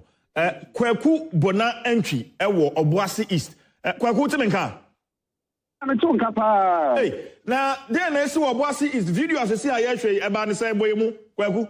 Mata, I actually say about what the BBO will answer a true baby and then maybe Yajin Samana and 24 Bamubi. If you're a pancasa about air course, maybe Bia Jojo. After what bears a Private University about Don Kuduno and another more different center and a young Tessa Caforiso, Ministry non a branch of Aqua or NDC communication team member, Dudona Casa from Hakim. I idea mentioned once the Acoso. Now before then, about one air course. Na binom esusu se wo mo munim akapoliso eye Obuasi East Brono ba kom udu bus stop one ma on your right about 150 meters away from ekwan ho e dey call baby a wo mo to aba na ho eye market square na ho no na answer na voters be ba no wo mo susu se party agent ni bi try say on mo ben influence wo mo ba na na to ko say to bra say you say eno na hakim ni ka say there be about position and tisa I didn't know be me and kan to no mo na say on penny and my side and coso. No cramp on a year one more duty, which is security on duty. I wore a year station hormone or more prison officers. Enti wo mo no e wo hodom but no mu nim ade pote pa e koso ka kwan ho enti wo mo be ho na chese ne ma na e ya jinse mo no mo fre mu nuan mo military se wo mo mra no mo kita mu bi o mo ba ye no en hakim ni se da bi on pini ma wo mo enko baby abatwo no e koso na kasa baby o ma barricade hodom no ensan se after the elections no o my penny be two just say o mo emma kwan emma military enko center bia na mo no Senema Yaji Samudia, now Womusaki come walk at her, and into my penny and masam na one original to say one penny, Emma Womoma, and so you never couldn't catch him. I civilian, no, NDC communication team member Hakim, no, or President Bokaka, Emma Baku phone at all from, and also Pierre, so you need Baku, Taffy, do no, no suggestion. I did share one more action video on Facebook and other platforms, we need no handles, no, I will hold them on, and you know, and I saw you need Baku. Talk for my now some person almost so and I suggest now can also buy but me now can for no and 24 sharing say as we give about now I idea one shot to be a coso a to coso and no actually who say now mobile be pitching and a bit pitching I keep no I'm a modern call if you know two, you know, if who fired the gun? Why not two, you know? No question, many other family and two, a son, no suggestion, 20 bako, and talk from a truly be the Sukita, near one surgery with General, any surgery now without for mono, and it's a video, no, Cassana Namasiano, what is a money to free them, and it's a free, so Janism, and the same will be a true. Samson Yakito Mune, Beauty Hornet in Championship, a man I want to hear Pamacho Munyano, Monconche, it's not for being to me, Meho, as I said, Nipan, you know, I hear any Pabaco. Now a chokito be to be since tonight or be a conchain, and Tamayan to know who it should be a Nipa Pie feeding some. It is Samuel Muka saying, so yes, any penny for who draw up a hormono, a woman, I think I can call hospital almost someone you mean. Maybe a channel everybody, and Nemo, a channel home bank, a petty Akim, no more than hospital, much treating at this charge, but currently, anybody put a park, or it is a Ubi Samia, the Bisa Asian, military, no, anything, Munino, and a Mudi Buani, Obian Primo, now Modomosaki can't say any Kakra, Sunday, Sujaba. But since here, Medoka saying, you will say, cars are put pickups there, 5, and so, soldiers there 4, and police against the back home, and after the land cruise and Pedifono Etimu, you didn't be a warm more echo. But Nano, Mecca say, yes, sir, Bibia and Sarisi, actually, to be Samia, sir, and I to a boss seat, like a police. Well, ma yenda wase kweku bona entry Obuasi East amanie na odiabre no. Well, yafa asedama higher election headquarters kokromoti power. ADOM 106.3 FM, Asempa 94.7 FM, ADOM TV and Afutuo 104.5 FM. Edi aseda ma Piwak 3P garlic mixture. Naturally organic. Omu krea sene papa. Ahwode omode ma entire tree da ye trust don shade 9 ni aka ho Piwak 3P garlic mixture. Or say naturally organic. Deluxe paint mu. Yes, you're right. So we move. Mixture. So looking at in quotes, the noise that you're talking about, will that influence a change in your strategy should you win this time around? So the truth is, since I became a deputy minister and subsequently a minister, your workload increases, it intensifies. You have a lot more work in the office that you do. And I had a portfolio when I was at the Energy Ministry, responsible for largely the petroleum sector and even overlapping into power. And so my responsibilities did not afford me the frequency that between 2017 and 2020, you may say, my engagements with the constituency were. But going around, many electorates that I engaged with appreciated that, yes, because you have a little bit more work than used to be the case, it is expected that your engagements with us will not be, as frequent. They encourage you, they urge you that, yes, we know where Juma isn't, but one wasn't, and that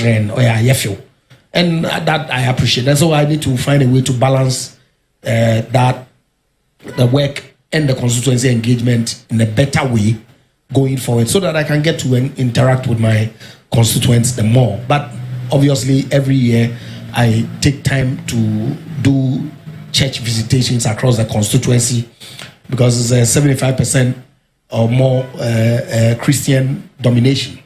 I visit the mosque in the constituency on a year-by-year basis. I interact at that level, hold some limited constituency engagement because, time constraints and all that. But I've heard the feedback, and we want to work on it to try and balance your ministerial function. That is assuming that His Excellency the President in waiting, Dr. Mahmoud Bawumia, even finds me worthy of giving me a position in his government.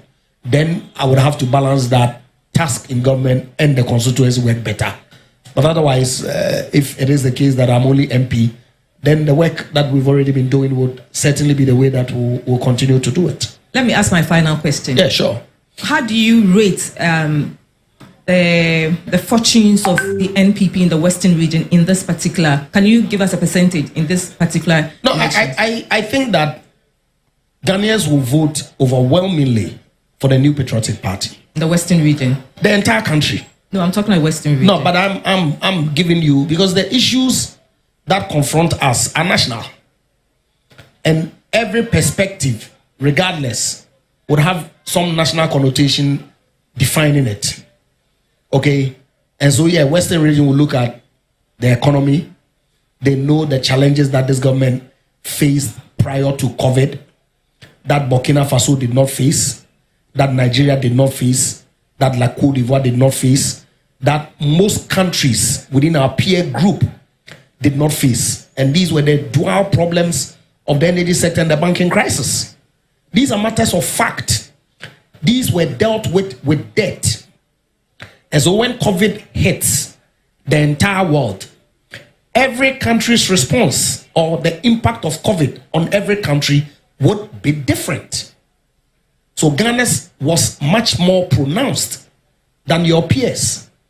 These are basic economic facts that I wonder why people keep running away from it. So when you introduce revenue measures to Parliament to say that because of the problems that we've encountered, which I term underlying in the banking and energy space, and you get hit by a COVID, your problems are not different, or they are way different from your peers. So take measures that would enable you resolve the problems as soon as possible. And you submit a budget with revenue measures that the Parliament of the Republic breaches its own law in Section 22 of the Public Financial Management Act, which enjoins Parliament to do three things by 31st December: approve the budget, pass appropriations, and pass every revenue measure that goes to implement the budget. There would be consequences. You will have the kind of downgrades that you had in 2023 January. Your city will depreciate because there will be capital flight. And then I am suffering, Ghanaians, and you are driving in comfort. And after all the sweat by the opposition leader and everything pointing to his victory, every opinion poll suggests that John Mahama will win hands down. Very well. Now, and I tell you, whatever will happen, will happen. Very well. Say but I don't think NDC is sleeping. I believe that in the last 2 hours will be the most time that people will begin to assemble at the stations. Now, the caution should go to the Ghana Armed Forces. I've said it elsewhere, that if the strategy of putting up a strategic force at a location, say reinforcement, and then they are going to deploy them, people are wide awake with their phones, and anybody captured on tape, and that person, after December 7, after January 7, yes, Undie. Very well. Back to Electoral Commission of Ghana. As at 2 p.m., you know, Omobeka say 60% vote, and as a Siaka nationwide. You know, about 60%. So they compare previous elections. No one, 2 p.m. 60% nationwide. No, yeah, and I say a form.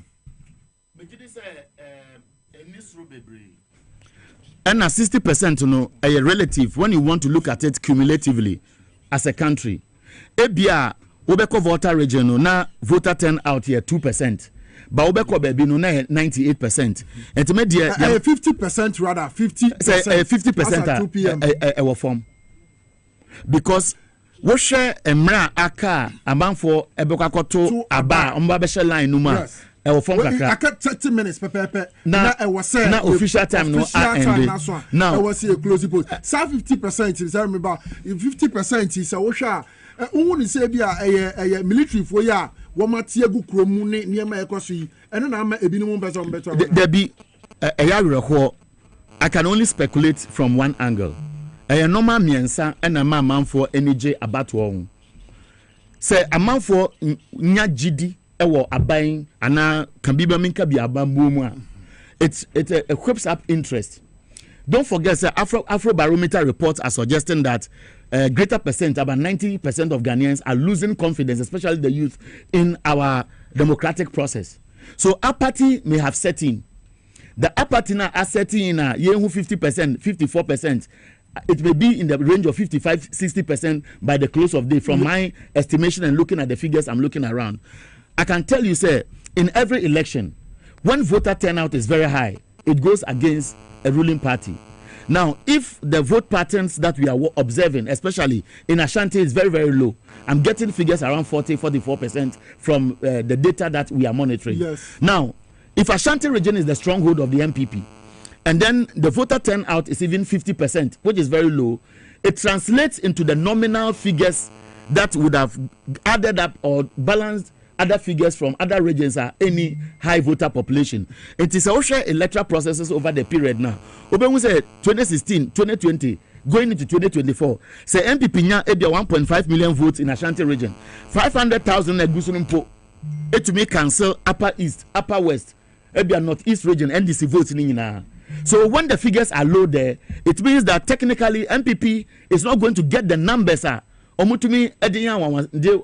because how can a party win only 2 regions or 2.5 regions? We have 16 regions in Ghana. Yes. Now party to make us say, medium to me we need 2 regions.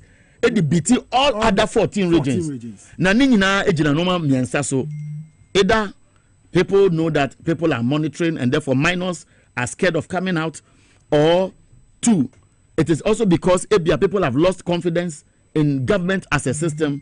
And at this stage, I can only encourage, say, when you NDC now what you are go and encourage as many as possible to go out and vote. 5 o'clock, come to the polling station. Don't be scared by the military personnel there. If they misbehave, make sure you deal with them and hand them over to the police. That's what I can say for now. Okay, very well. As I see, Nyankpala tututuo any basabasa ye course no. Yeah, police for timiache enipa naya. Sabe de omakwako di police for akachia. Womo kwakoshe omo mudi sa nyambrasem etutu etua ye nyane tiese bako kra free mu ma mienu ana miensan so no. Sabe ebi sakra tete atete any niema ekoso wo no enye kra nti Nyankpala police for abomode etimi ache nipa naya etututu course no womatimi ede omakogu omakache asabre omo hwese womude ombe famra kwaso ede ni sane ese na fata pepepe sabre ye nya panikase ba konso abeka ye ho ewo fidie mu Alhaji Sinari, former vice national chairman dema NDC amanya kono na fe former Ghana ambassador to UAE. Alhaji, Saudi Arabia and Egypt. Saudi Arabia and Egypt. Alhaji, yes, my brother. About to your your observation so far. Well, I was here 2 days ago. Was it 2 days ago? Mugabe show. And I said that there was a big tsunami that was coming. And that tsunami, nobody can stop it. Nobody in Ghana here can stop that tsunami. And that tsunami is the defeat of the MPP party today. I'm telling you people, and I said it from day one, I have gone breath every single Zongo community in this country, almost 13 regions. And I can bet you my life that this election, we are winning it one touch. No matter what they do. I'm telling my NDC folks, that's why I'm back into this studio. I'll be back again tonight. When the polls end, don't move, stay there. Stay there, eat there, drink there till we get the results, till you get your pink sheet, and move to the collation centers. Move to the collation centers. I'm telling you, because there are some last minute moves that the MPP want to do. And call here, mamu. Things are not going well for them, and they know it. They know it. I'm telling you from authority that things are not going on well for them. Like what you said, in Ashanti region, their own stronghold. How can you win 2.5 regions and you say that you won a national election? It's impossible. So what we've been saying is that from day one, they have been rigging, and this time around, we have stopped them. We've gotten the dose that they've been taking. We've gotten that dose. Believe me, I'm telling our NDC folks, Choppy, I beg you. If you say you love John Dramani Mahama, if you say you love the NDC party, we have done our best. We have done what we have to do, and we are still on the ground. Make sure that you don't leave the polling stations. Stay there and protect the ballot. Make sure that you move with the ballot boxes to the collation centers. In the collation centers, come out in your thousands. Come out in your thousands, my brothers and sisters, NDC folks. Come out in your thousands and protect the fourth republic democracy. Otherwise, it will be that kingdom come. They know they are losing. The MPP knows that they are losing. I beg you, I'm running out of breath. But don't I mean, my pressure is high. And I dare them, if they think that they are going to bring some military personnel in the police station at the coalition center, it will be that kingdom come. We are telling them that they should be very, very careful. They should be careful. We will resist any military presence in any police station or coalition center. We will resist it.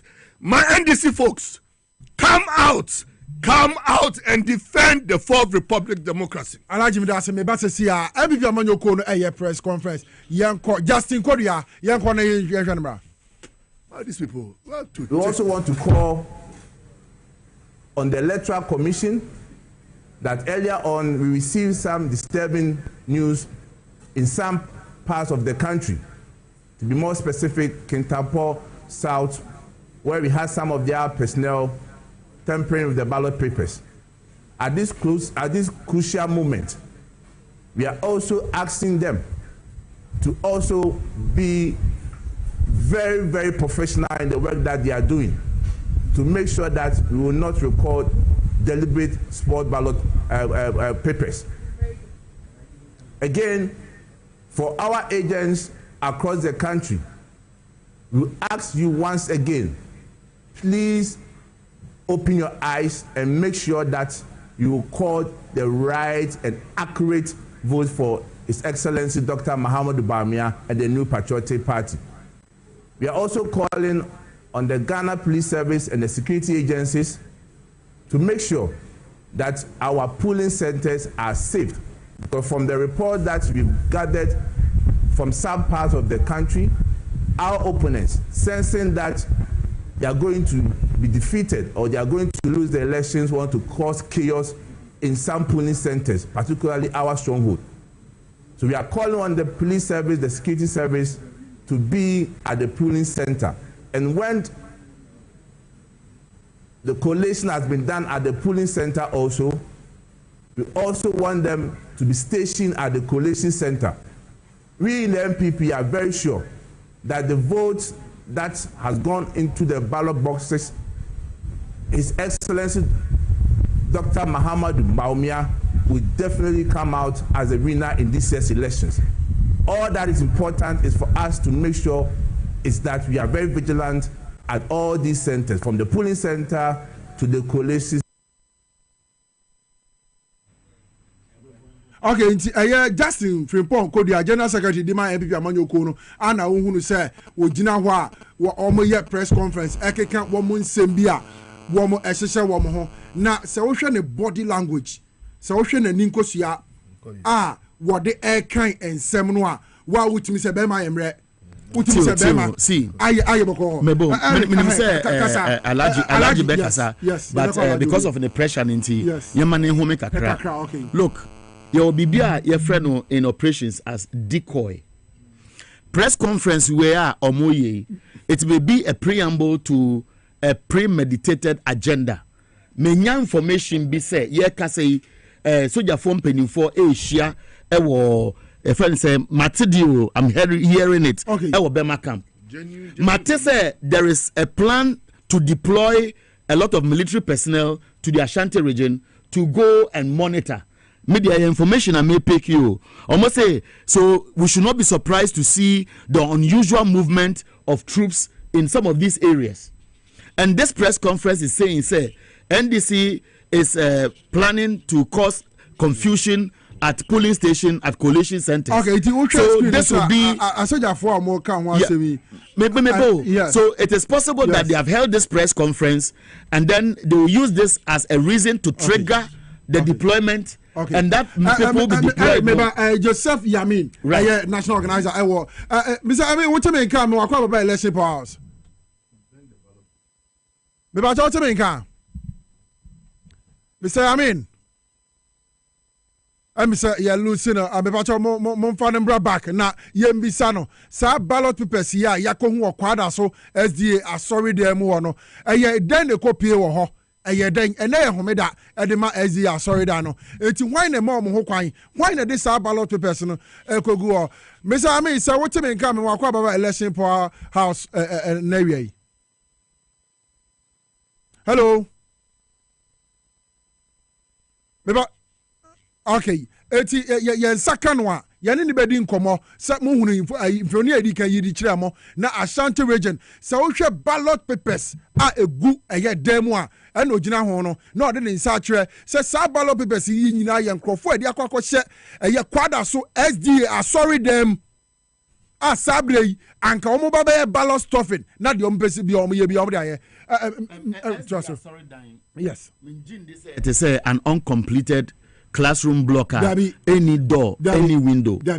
SDA church is not also a 2x4 wayside church. And these churches are well gated. Sometimes they have security men at post. And normally, there's a whole consignment which could have been lifted by one person. No. Say, more than 10 rounds, 15 rounds, 20 rounds. So for this to be carefully concealed in the church in a room means, say, the SDA church, which recently was complaining, say, Yebetua Basati de Tomunya Yanka, is in Sesano, a more integrity and a stake. But once a slave walk quick with Ekasano, besides, say, give me the specific location. Yes. Anybody preparing to find room to tell lies or to issue a statement or a response to neutralize or compromise a position of fact buys time. Electoral Commission as an institution which has now resorted to using social media to disseminate information tells you, say, EC has a pool of people who must or are active on social media. Otherwise, they are ineffective. Information is very viral these days. So, Mr. Sribo, Dr. Sribo Kweku, I know, I am my next door neighbor. I will live in flats. My natina the baby for more than 3-4 years together living in the same block. Wow. And he knows what I'm talking about. I don't want to go far. The rest I'll keep it and share where it is necessary. So Nipano Jinahono, I'm not attacking his integrity, but I'm saying statements of fact about the person I know and why he should not be trusted.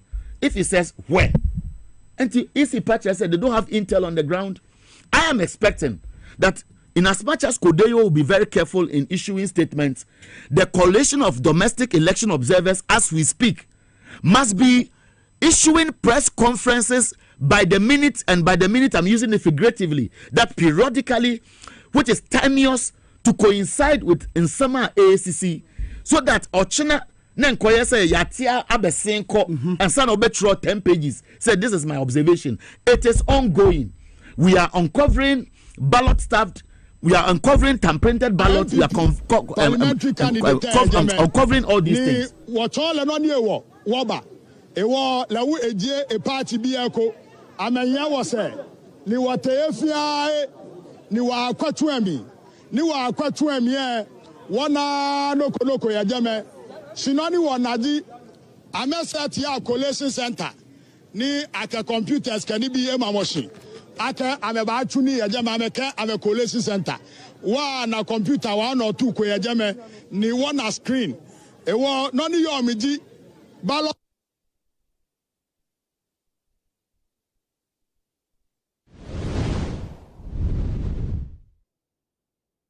Okay, and Dr. Peter Buama Otokuno, and what say, or address it in Nebuno Amo or Kyei North. My name is Sini Abena Pokwe Awene, still or ground for Abena Otemenka. In the current situation, you want to 2 years, 1 hour ballot to Paco, 1 hour to near me, can I say, because the now I get the question. Okay, Abena Otemenka. All right. Dr. Peter Buama Otokuno, Yankwanafe, Yankonkutie, and some Dr. Peter Buama Otokuno, or they to Jan. Okay, I think we've lost the feed. But my member studio na menja adwenche. Ya report by me numiensa. Yankpala, Obuasi East, Okaikwe North. Kaswa Odupong Pehe, you know. Nini na fa basa yo ho. Dr. Boabing, my member ho. Off air na ye bin kobobi. Yeah. Looks like ni ayetiti se compared to the 2020 election. Ni ayetiti na say eyados no do. Biana we no ye fresh intina ebeka say eyados. Nanso kababia yakwa enu makoduru ndi nuko asan ke yete no BBC kra. Because we bi mo ho kra dia say kaso anu de ne yankpala de no de ase na manfo wo mo issues dada. But kan ko di ene de yedi katiti ye bia an shedan fa basa say bibri ama no. Na speculation. Na party ba ko mabunu no adwetwi ya de basa say ba be hwema bia ne nyina so bia.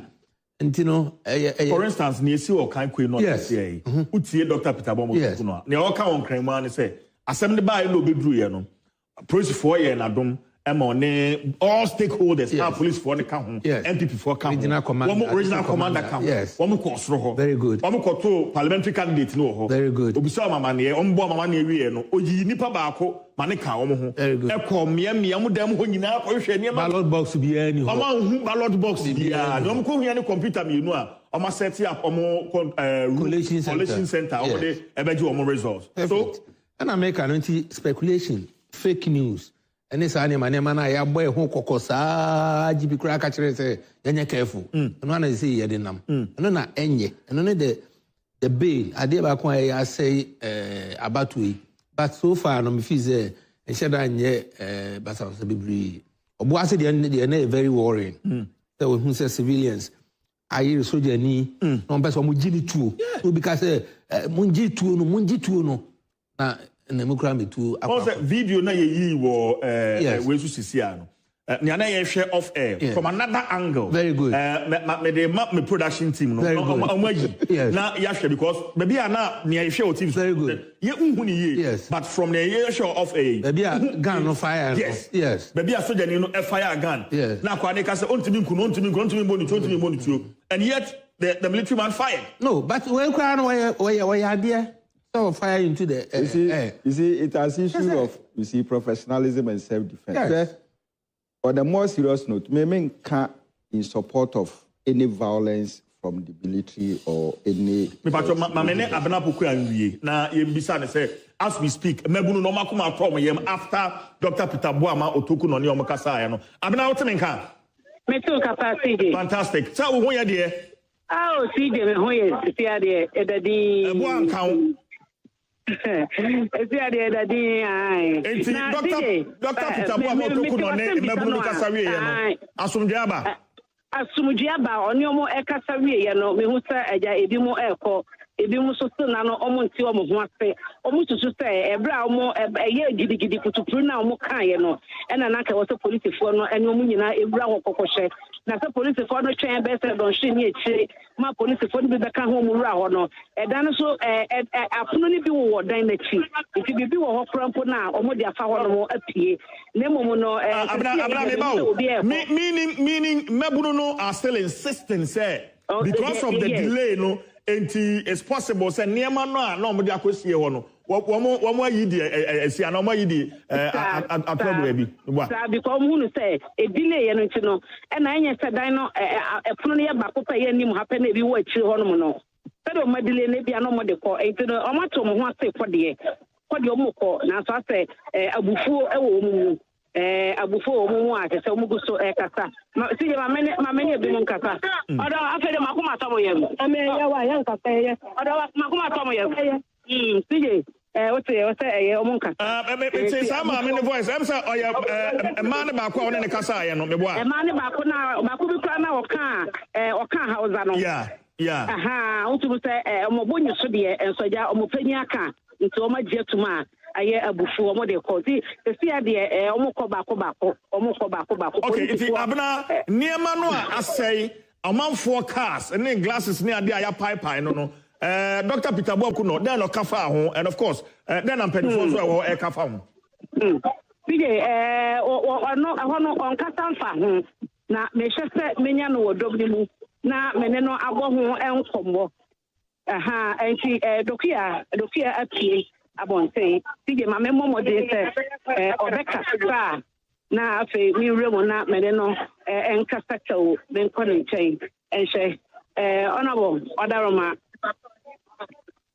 okay okay ose on commander no ebekasa so the kasa wi anti tige bra wenyina ekoso no na owodo edan ni mu ho no mo eto sha adan dan na no wo no mototo abobo hwehwe ni nyina cars ni ta wonte so moto a ba bebe sabi anafa me stress on commander be wi na mene na kasa na say allegations a omodi atumu no afedi e wotie na omo party mpanyifo ni bi so eka ne ho e wo ha say a waba abonten na yebekasa sigenti mame membe na me hwese omo enwie ye utimu se wafo pa utimu se wafo se akoso no ene eho ensem no me hwese obeyi ano a na ye ne no abo enkomo ewo ho okanpe no ena ye guso ejina no na me mame bi wo ha mame ne nkasa for mountain foolish woman. Okay. I don't give you my assistance, Mama. Of your mouth is over Atsu matter. What is Atsu matter? That's who best say Atsu matter? Say, foolish woman. I don't fear you. If you kill me, I will die. And let me walk. My time is up, so I will die and go. Yes. But that woman is a stupid woman. Kofi mountains. You see your penny abesi and I will say or Castano, not just abufour ewonimu. And Mabuno do noa asiha. Do noa asiha no ma womo echo. Na Manchester on the commander Akaseria. Na meneno abna otimenka tige good so would any kinkan cars dodo be sen na asay e wo baabi a woginan e dem bi o na muza asay wo bra ye bedru ye na ye wremu no me hu car market na ni ma hwehwe no msa abo ne bomu mienu to hu say ahwehwe no te say akrake pa mienu akese mienu e wani mu na eno atin so no ba ko so me beto no ayi party na ni ma so ni pa na betu eno so na abobom pa nti cars de me di mani hu ye de na ye mienu ketwa no otu kwase ho ase owo ho oguso ho anase oni ho ne de sige me ma me do kwe a me ko akọche na ma me no e mon komo onabo Adom TV, Adom FM, Adom brand in Canada. Yeba ha nyina ne de ekoso nyina na wo so ho no mo. Who feel it? So I did not expect your democracy, will be reduced to pulp. Say, me and my chef using my phone to monitor operations. Me go to my bari, I'm the member. Party Coalition Center, internal coalition center, to come and ensure that BBR air cost to send expected because idea every party be an internal coalition center. In the buy and me right inside and me was thrown no. Me go so many young call fire coalition center no honana me who say tension build was here. After no, me was a police about around. And I thought, say, okay, with the police here, then everything should be under control. And indeed, police wanted to me stop tension no initially. Emma Obia Echo Babia Nanoko. Then after some time, me science did not make tension ni biuno. Okay, all right. And on the parliamentary candidate for North. And the sitting member of parliament for Equiapim North, Nana Madukuya Elchim Komo, Yakoyanim, Na Yako, NDC Amayukono Akachi, Yakase, the National Communication Officer for the party, lawyer Sami Jenfi, address it personal. Yanko Famra.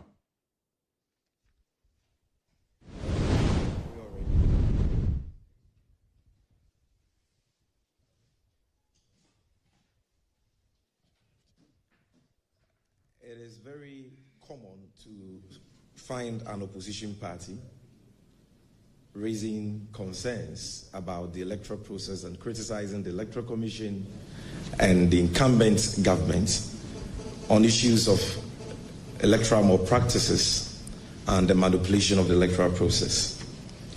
But what we've seen since last night, even before the commencement of today's general election, is a desperate ruling party, the NPP, which has decided to rather blame the opposition for attempting to rig the election, blame the opposition for engaging in electoral malpractices and attempts to manipulate the election.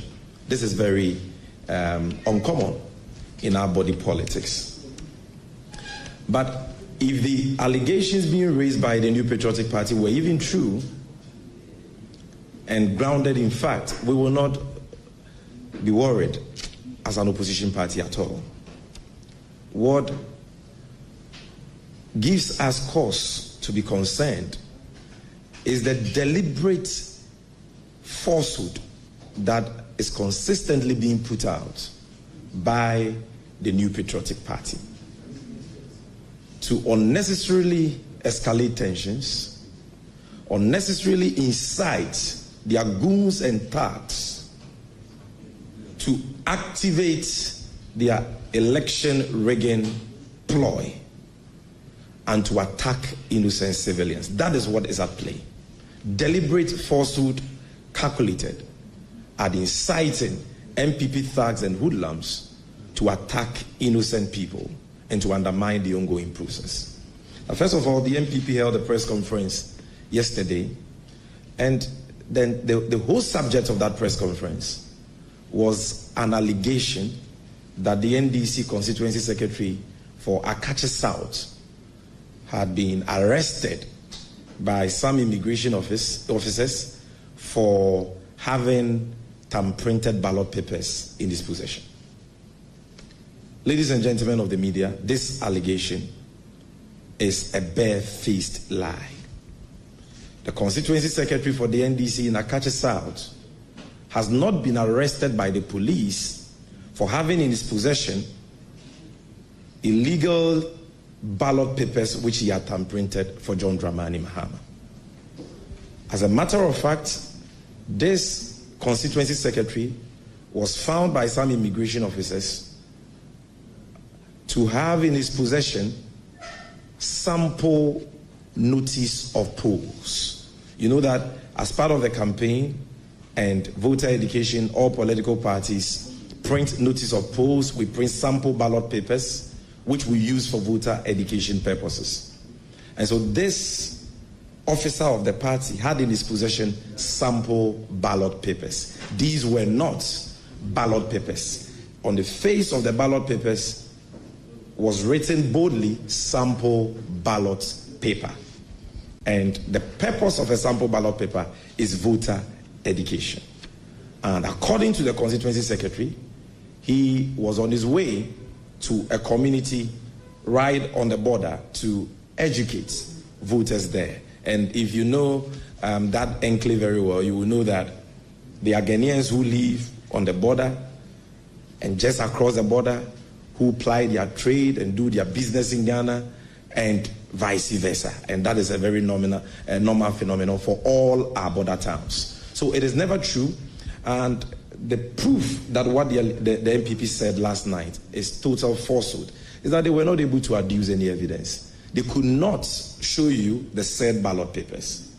They could not. So clearly, this is a group of people who have seen that they are losing power and have become so desperate, so vicious as to churn out deliberate propaganda, deliberate falsehood to deceive the unsuspecting public, and through that incite their hooligans to resort to violence to undermine the peace and sanctity of the process currently ongoing. We decided to ignore these frivolous allegations for good reason, because as a political party, we are very focused on what matters on the ground. And we trust in the discernment of Ghanaians to separate lies from the truth. And so we didn't even think that it was important to dignify this frivolous, baseless, concocted fabrication with any response. But it's become necessary for us to set the record straight now, because the MPP clearly is not going to stop. They are going to hold a series of press conferences to churn out nothing but lies, just so they can incite their supporters against the NDC to engage in violence, to manipulate the process, to rig the election, as they have always done. And so, a few minutes ago, the MPP held another press conference. And at this press conference, they made two major allegations. One, they claimed that somewhere in the Akache South, in the Kintampo South constituency, the police has arrested an officer of the Electoral Commission for what they describe as tearing off the top parts of the ballot paper for this election. And according to them, that top part which was torn off was the part of the ballot paper which has the image of the MPP presidential candidate, Alhaji Mahamudu Bawumia. So, according to the MPP, this is evidence that the NDC wants to rig the election. Now, we will show you a picture of that ballot paper. And so, if those in charge of the screen are ready, I want that ballot paper projected, and also show us the official statement issued by the Akache South Constituency Secretary responding to the dubious and frivolous allegations that were leveled against him by the MPP yesterday. Now, ladies and gentlemen, even before I show you this, exhibit, the question we should all ask ourselves is, does the Electoral Commission work for the NDC? Emphatically, no. So, if an electoral officer of the EC, okay, so let me take you back. This is the rejoinder issued by the Constituency Secretary of the NDC in the Akache South, Akache North constituency. And he gives a blow-by-blow account of the incident that happened, and the fact that he was not arrested at all, and the fact that the ballot papers in his possession were sample ballot papers meant for voter education. The MPP has not been able to adduce a scintilla of evidence to buttress the allegation they made last night just to create false alarm. They have not been able to do that. And we dare them to come out with the basis of that allegation if they have one. Now let's quickly go to Kintampo South. Show us that torn ballot paper. Show us that torn ballot paper, which the MPP claims is evidence of the NDC rigging the election. The torn ballot paper. Now, as we wait for that, the point I was making is this. The Electoral Commission doesn't work for the NDC. The Electoral Commission is supposed to be an independent constitutional body mandated to conduct public elections in Ghana. So if one officer in the whole of Ghana, out of 40,000 polling stations, one presiding officer of the Electoral Commission, in tearing a particular ballot paper from the ballot booklet, makes a mistake, according to him, and tears not the whole top part of the ballot paper, but a small part of the ballot paper which had the image of Bawumia. How is this? Look at the small part which was torn. It is this ballot paper that the MPP claims is evidence of the NDC rigging plots as far as this election is concerned. Nothing could be further from the truth. Clearly you can see that this is yet another frivolous allegation by a desperate, failed political party who can smell defeat coming. And so they've resorted to all manner of frivolous allegations just to incite their hooligans and their thugs to engage in violence and manipulate the electoral process. This was not done by an NDC officer, it was done by an Electoral Commission officer. And so if anybody ought to be blamed, it is the Electoral Commission and not the National Democratic Congress. It's as simple as that. In fact, we are even concerned because chances are that that voter might have voted for the NDC candidate. But if this ballot paper is rejected, that goes against the NDC. And so we even have an issue with the Electoral Commission. But of course, when you are dealing with an election being manned by human beings, you must, as a reasonable person, give room for human error. There must be a margin of error. And so you just don't pick one case like this out of 40,000 polling stations and then say that the NDC, which is not responsible for tearing ballot papers for voters, is the one responsible for this. These guys are just wasting everybody's time. Then the last allegation they made this afternoon is that the son of the NDC constituency chairman for Atrema Kwangoma in the Ashanti region has been caught with 76 ballot papers. And so it is evidence that the NDC wants to rig this year's election. Again, this is another frivolous allegation by the MPP. Number one, the young man in question is not even per the preliminary information we have received from our executives in Atrema Kwangoma. He's not even of voting age. He's a minor, number one. Number two, the young man has a mental problem. And number three, the young man was not caught with ballot papers. He was caught with, or they found sample ballot papers in his custody. So here again, we are not talking about ballot papers, but sample ballot papers meant for voter education. And because this is a young guy with, a mental issue, he went on the frolic of his own to this police station for reasons best known to him, and he was caught. That cannot be evidence of the NDC trying to rig an election with sample ballot papers. Who rigs an election with sample ballot papers? When any reasonable man ought to know that during the sorting process, that sample ballot paper will be flagged as a foreign material and removed from the ballot papers, which will be eventually counted and the votes collated and declared. So clearly, this is another frivolous allegation. These are the three allegations the MPP have been making against the NDC since last night. And you can see that these are vexatious, these allegations are vexatious, they are totally baseless, and they are symptomatic of a political party who are desperate to hold on to power even when they have seen that power is leaving them. And you in the media ought to fact check them and call them to order, because this is deliberate disinformation by the MPP aimed at escalating tensions and inciting the attacks. I want to repeat that for emphasis. To engage in baseless retribution, violence, thuggery, to manipulate the peace and sanctity of the ongoing electoral process.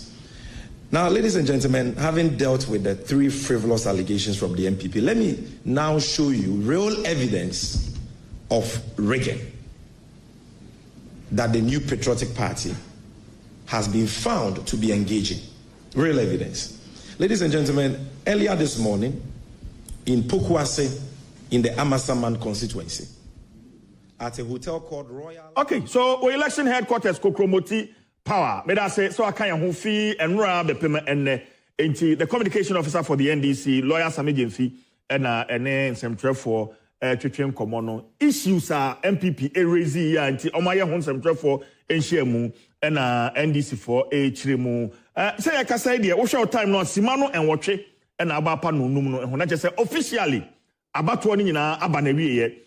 Ma yanko pantai Prince owusu esi edu odomos ewo pantai ye no okay but answer na ma mi ntwa me ho tew emra me ba afi bebu asim na afi akwakohwe miamia counting ashas ye ne ho se na enkane no eko election headquarters ni ye ba.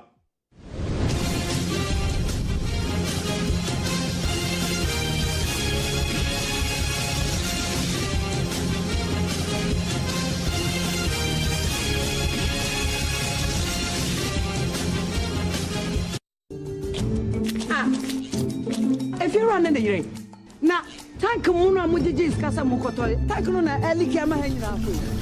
Oh no, see it. So wait, ne papa. Now, papa no put a leaky. Pacho Ebenes away.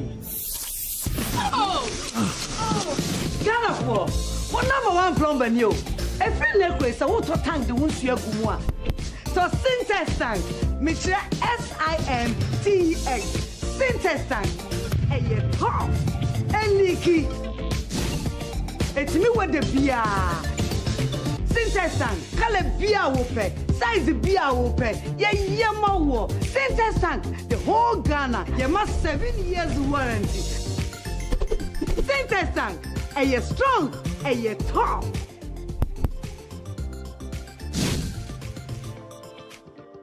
Na ede na ya obayi a oda formason ya funu emunumuni. Oh Mr. Entry, also ya reya titi me benfie pi nanso ne yemo nyono da se me show no ahodo amato a me hunu hwe a ebe ya nwanwa. Menyi ni se what also tamfo hexa capsules any hexa mixture ya no mbom kotia also no bia ma no anom anka ne ho ato no dadaada also dro de eno ne hexa capsules any hexa mixture ankom ni nkyeremu also ye kura eto ye funu ene ensunumu etuma wo ye funu ekeka wa wogire ho a enye also etumi ema wo ye cheko ebra wadidi awie so how eye also de a compare hexa capsules any hexa mixture nanum bom na ho ebeto pedudu atu a ko okanshi drug lane kumasi dani herbal takrade AA Mensa anafre 02038228855 apefo abatan a woma won mofra no fo ene mofra woni mfie dumienu enka ho hexa capsules ene ne mixture all satan for edie age adwadie nkrato yi atom.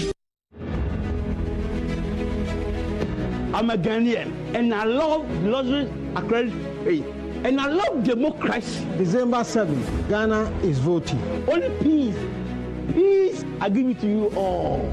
I love Ghana. Peaceful election before, during, and after. One Ghana. Peace. Peace to everybody. One Ghana. Ghana. This message brought to you from the luxury accredited.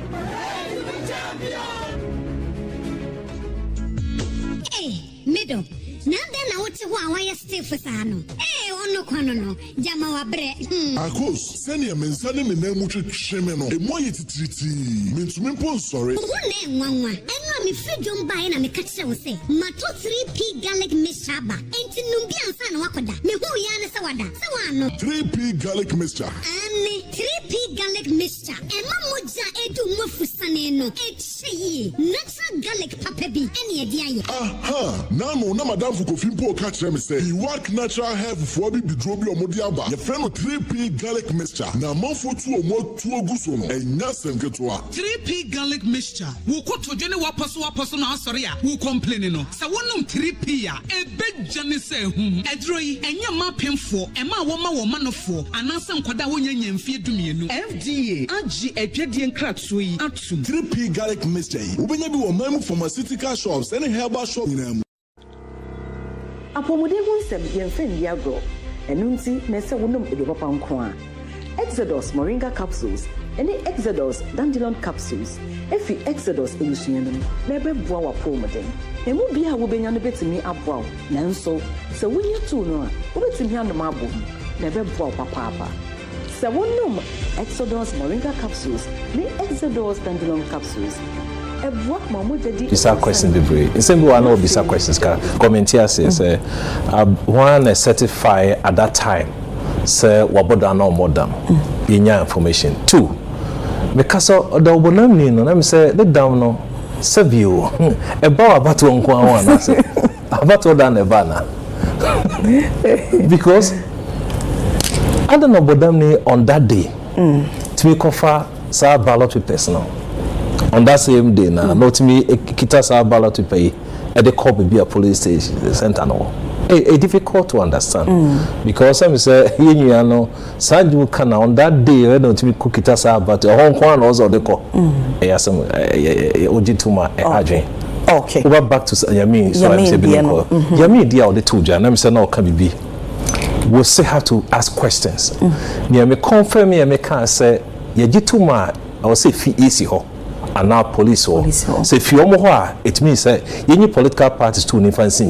now police is in confirming the 500,000 a year I'm so I feel also about police money which is good question bisan say yenya meet me nya kwan kan ni na 111 no who say 500,000 na e hono so ye you baby sir na sa ballot ya tom print and then tom print here I think that man okasa no make analysis be na o chere ye pay papers na na say the almost a no number of sheets no one can say. And see, this is a question what you be say. First of all, but you are quite kind of mako and who say 500,000. 2, near Tom Prenty Anani and Tom Prenty. The third question is answered not how follow person in I yes, she was MPP 4 Diana. Tell me say obito babiu na or your press conference. Be say na your press conference you am me no you back It just said no, I bet my account. Oh, okay. Yeah. Now, yambra Kudia, Edia, or de Atsu Eja Sabri. First one on a miracle on a bay address here, and then the General Secretary for New Patriotic Party, or the Ababetu Eja Sabri. I say, first of all, say we a voter. Now, won't call ye enko Castile we are mentally fee or so, bomodene. Nakotoaba. And of course, Wakasano or directed baby Union wa pay me to use a call Nakoto. So we share the last 4 years. Beginning what country say I mean baby now we wanted the baby a calm. Yen share 10 out no. Sabri about 453. Now Muguswa a hammer on say among 4 MP no monkotoaba baby me any be or no so far no more matter about say enye encouraging I say we form kakra one na ya adwen baby or dey start no I will make it appeal say omo pin koto aba let me say emre any hobebre na me bana Kenya kwan be share from 1996 all the way to 2020 about we buy percentages no be enya voter turnout ballot papers are essay na say for nika massa trend no na I'm say many ni honti but them say you benya kwan bit ma bo be ka say bi ni aya be chip in point na o share over the period that time me fan say nkrofo entanko bebre no from 3 o'clock to 4 corner e hona to trust them sabi etakoso te basa bonkrofo hu Ultimate enko sa trend na yehu sese obo se fi sa time e kono nsem we bruna na ebe koso na okwa na usro umpesa okọ because what it wonka eba TV so eba radio so ti ebo na we expect this year 10 out no should be massive and we share the special vote in the buy na the lowest figure is about 88%. The special vote here by 83. The lowest. I just said this year we expect a better high, and I will encourage everyone getting off your TV say they should go out there and vote now, regardless of intimidations. Cost so then I say for to trust them cost you. Obia if you want to abide, you show Christ will be paid because victory. And remember, just your pa eja, your pa nafo, your pa mofra. Say about 4:55. Your point time being 5 minutes to your polling center no enwa sorry waka uja queue so enye wan say mo Kofi obeto once I do before 5 you be required so because yenkoto aba enti ebe share a very good call so this is the time also be sorry not mema akwaba ede oba Ahintasem TV so busia afei ena wa join ya nonum aboapa ho sima aduonum enum 525 tese sebre de okopie mu ewo polling centers bebreba omo de abato no ayeden aba awieye se de me sure se okopie mu wo polling station bebre no a omo de abato no ayeden aba awieye abusua efiri sa time say ya ekopem time a omo ebesha ase omo kenkan abano from various polling station no mo akonya na me phone line no emfantum na also ofre na ekire wadwene ewo abato a ekoso 7th December 2024 me mo akonya na also watimi ayede abaso na aba bekire wadwene about jumadi no anasa election no a tire se ekoso no hwan enenei ojidi se obedi nkunim 2024 ɛyɛ abato ne mu no ɛyɛ yewura ɛyɛ mahama anaasɛ ɛyɛ doctor ɛyɛ mau ɛyɛ bawomia ɛyɛ Mr. Degitaman anaasɛ ɛbɛyɛ Mr. Nkokɔ nketenkete hwan ne nei ogidi sɛ nkunimdie ebetimi ayɛ ne dia abusua mamimie phone line no entum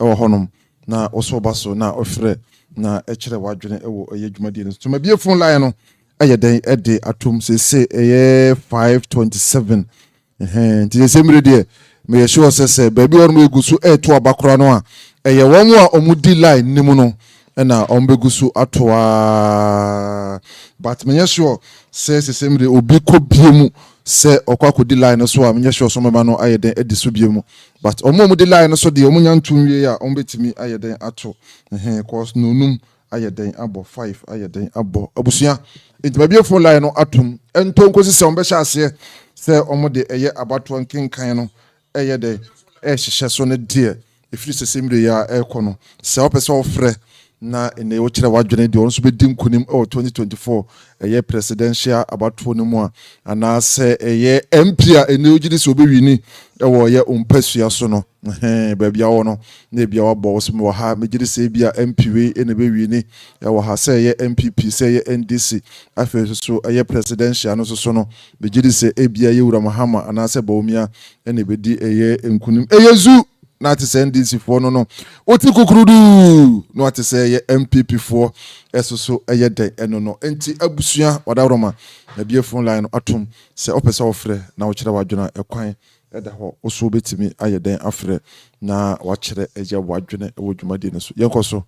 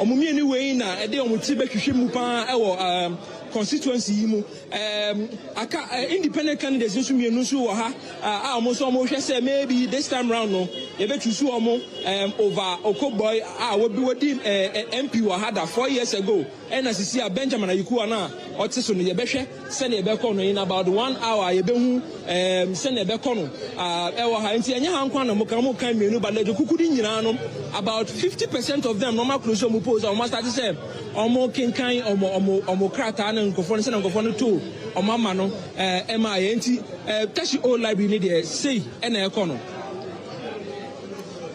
that was enough. Mesa also about hobby as and when the need be. And the yanko Awutu Senya East constituency Seth Kofi and Ghpage Kofi J Powers. Ejina how Kofi? Sir Otemeka hefa pote na ujina na ekoso boya mane ye kan. CJ me no ka say de na me wo ba bia etu onu bi kan Atsu onu ko school park abano ya to awie e say ya feel like isi go asate a mo fele on form so na aso mu wi a o ma ba be ballot box so na fe ya start akin kan ti for na no de ya to abano awie e o ka so na say Awutu Senya East police station be makọ ha na no pa peter baba chi ni nya no e say ta ka say ya wie apart from this na see e wo ko park de bibia no ati nya so dia say afei I know my start to be ballot person so and a ballot box so that's what you can hear the worry near the wedding.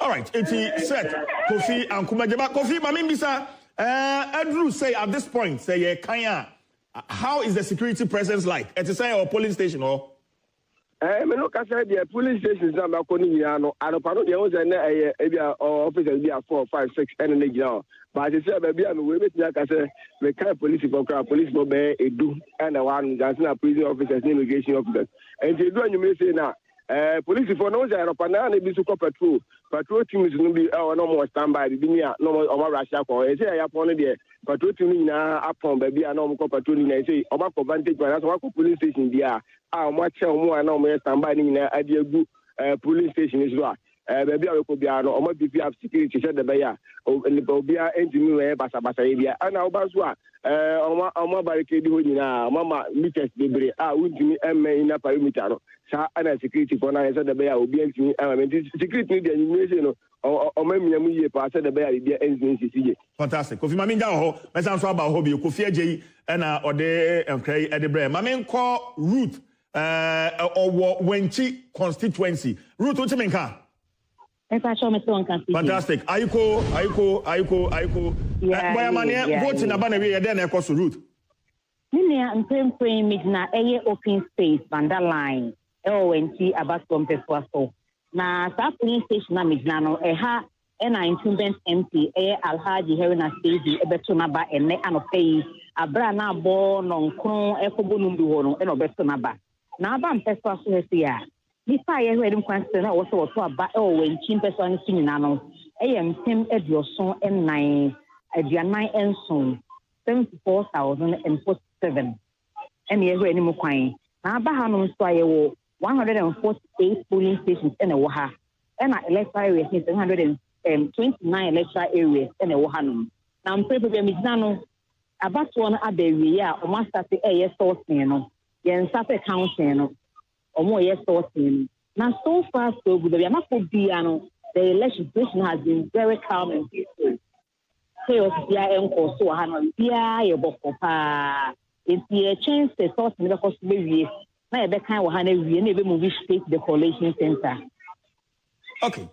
Ruth maminja na ye wie sorting no count ne sha say proper ye beba na afei ye ne wo aba abetwetwen enkomo ma yenko Bimbila constituency Rashid Mohammed ewo Bimbila constituency Rashid then na ekoso ba bia wugina no ya sortie awie ana ya kenkan awie Rashid. Hello, I'm listening. Okay, good. So Rashid, tell us, has voting ended? Has counting begun where you are? All right, so currently I'm at the market square of Bimbila, where we have a polling station, Atsu A and B, and voting has ended and sorting has begun. And so everybody is there. The reps of the party, I mean the polling agents, they are all around, and sorting has begun in the 2 polling stations that are visited so far. Okay, but can you tell us how the security presence is like at the polling stations you've visited so far? Yes, in Bimbila here, it's been calm since in the morning. And so the 2 polling stations, you will see that there are security presence. Everyone is calm, and they are going about the activity calmly. Nothing is happening here. All right. Rashid, many thanks for your time. I will come back to you. Your name is Rashid Mohammed, and the man free Bimbila de Abrayano.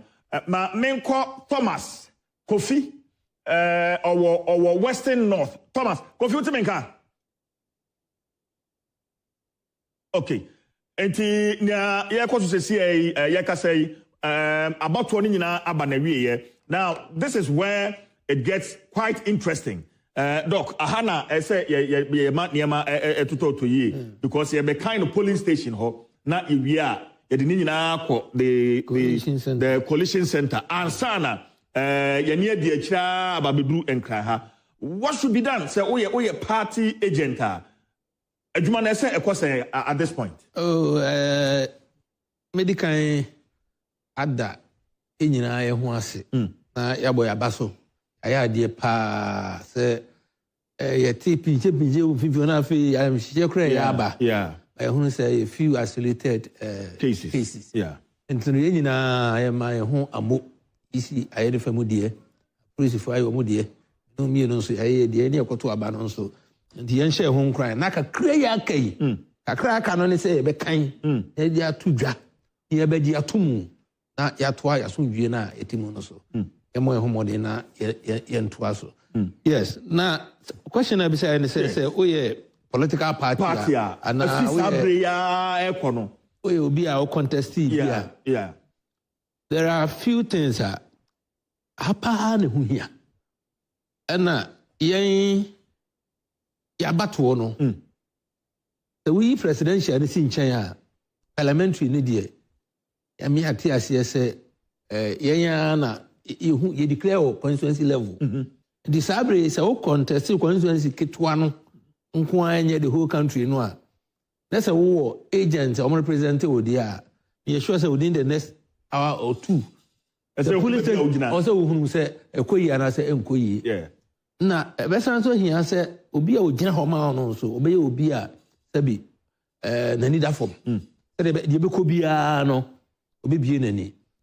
Ade ba kwa ya na ye nya ade ne se we 3 year se me ye sure se nkane na gina so a ma bi gina so ya na political parties no ne any contest no ya na ye mfa ya dwene nko se bi kura kane betimi adum obi ye mpa backup kura na okopa bi a solar torch bi ba pe na ya ban but so ye serious political party ya enye too late I was suggest say coalition near the Nina, so your backup lamp. So to be a arrangement. Lamp. Yeah. Coalition center, you do light and eye.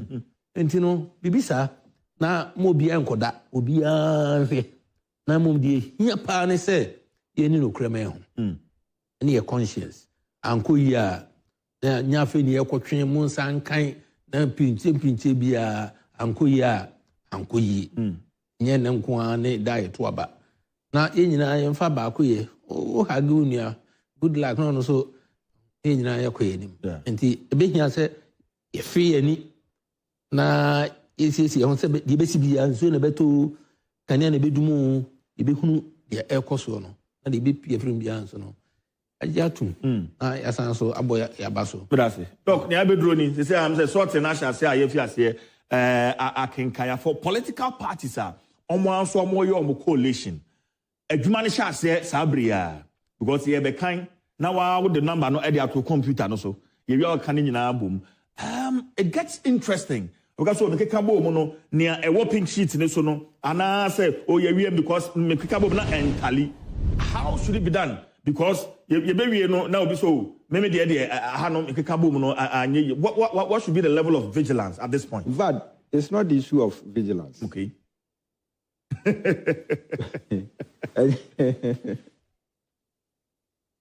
I say vigilance no ewo ho. Tibon koso ewo unim tibon koso. Obi a wabon. Yes. Unim ande. Eno so ewo ho. Ena obi a wakogina ho se opesika. Edi aye no hu yi akosolve the problem ewo ho.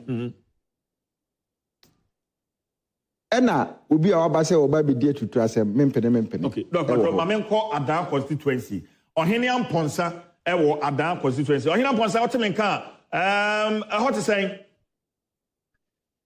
yo sige metini akase Adan constituency aha eye boko abato nyina e de aba na wiye na sabi sorting there be one my sort there be one so na ya share akinkan no ase ente ye beye sima edu ene sima du no muntem ena me amede mani kontama nse me de koye na me kwakose collection center e wa Adan Technical Institute na ya set bibia kama ye hwe kwan se sabi ya ye ni nyina aba na wiye no ye betimi apiapia ni mu na yakinkan na so ye wi aye da kokopie mu e wo honom da ye ko bia no na edadin em se da bi mienu bibe na ye kosia eye mamempanifo bia na won fie no akwanim na won semo nsensan no ayira na empanifo no say na manually omutimi e verify mo na moto aba nti ebetimi akase se wo kan na bomu dia Adan constituency abato no da bibia ye koye police centers ahodo a ye koye be 93 ne de na tose bibia adabin a akinkan no so ya sha TV. Okay. But I say, Ohine Amponsa, Mamenko Rafik Salam. Rafik, good evening. If you can hear me, what is the current situation where you are, Rafik? The current situation in the one municipality of the Upper West region is calm, peaceful. The polls are just closed, and then the election officials currently are doing the sorting, and then in some few minutes' time, they will be doing the counting. So I'm currently at the Ahmadiyya Mox polling station where we have 2 polling centers right here. And each of them has a voter population a little over 400. This particular polling station or where I am in, as I reported earlier, for them, election is their life. So this is one polling station that you can see almost everybody recording a high turnout of close to about 100%. And so this morning, they came out in their numbers, and I can report to you that the turnout here is over 80%. And so they are currently doing the sorting, and then after which, then they will do the counting right here in the one municipality. But also taking a view of the one municipality, we're having a voter population of about 99,000, and also in terms of polling station, there are about 1,203.84. And so these are the number of polling stations that we are having in the one municipality right here. And so it's very calm, it's very peaceful. The people are waiting with bated breath, anxiously to see what will happen next. Many thanks, Rafik Salam. Odi amani any free one, odi abren. Mamenko Adenta na meniminia kweku asante. Kweku ewo Adenta. Kweku broni enei. Edwuma ninti wakatwi. Kweku timenka.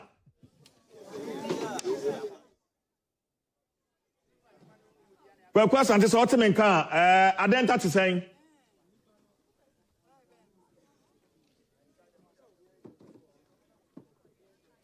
All right.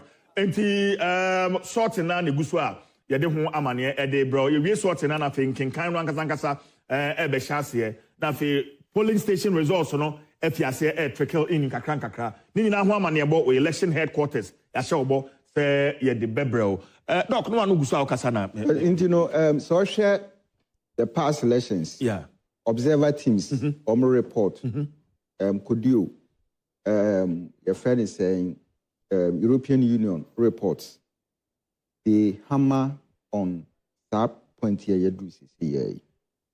And at a point in time, almost the grant for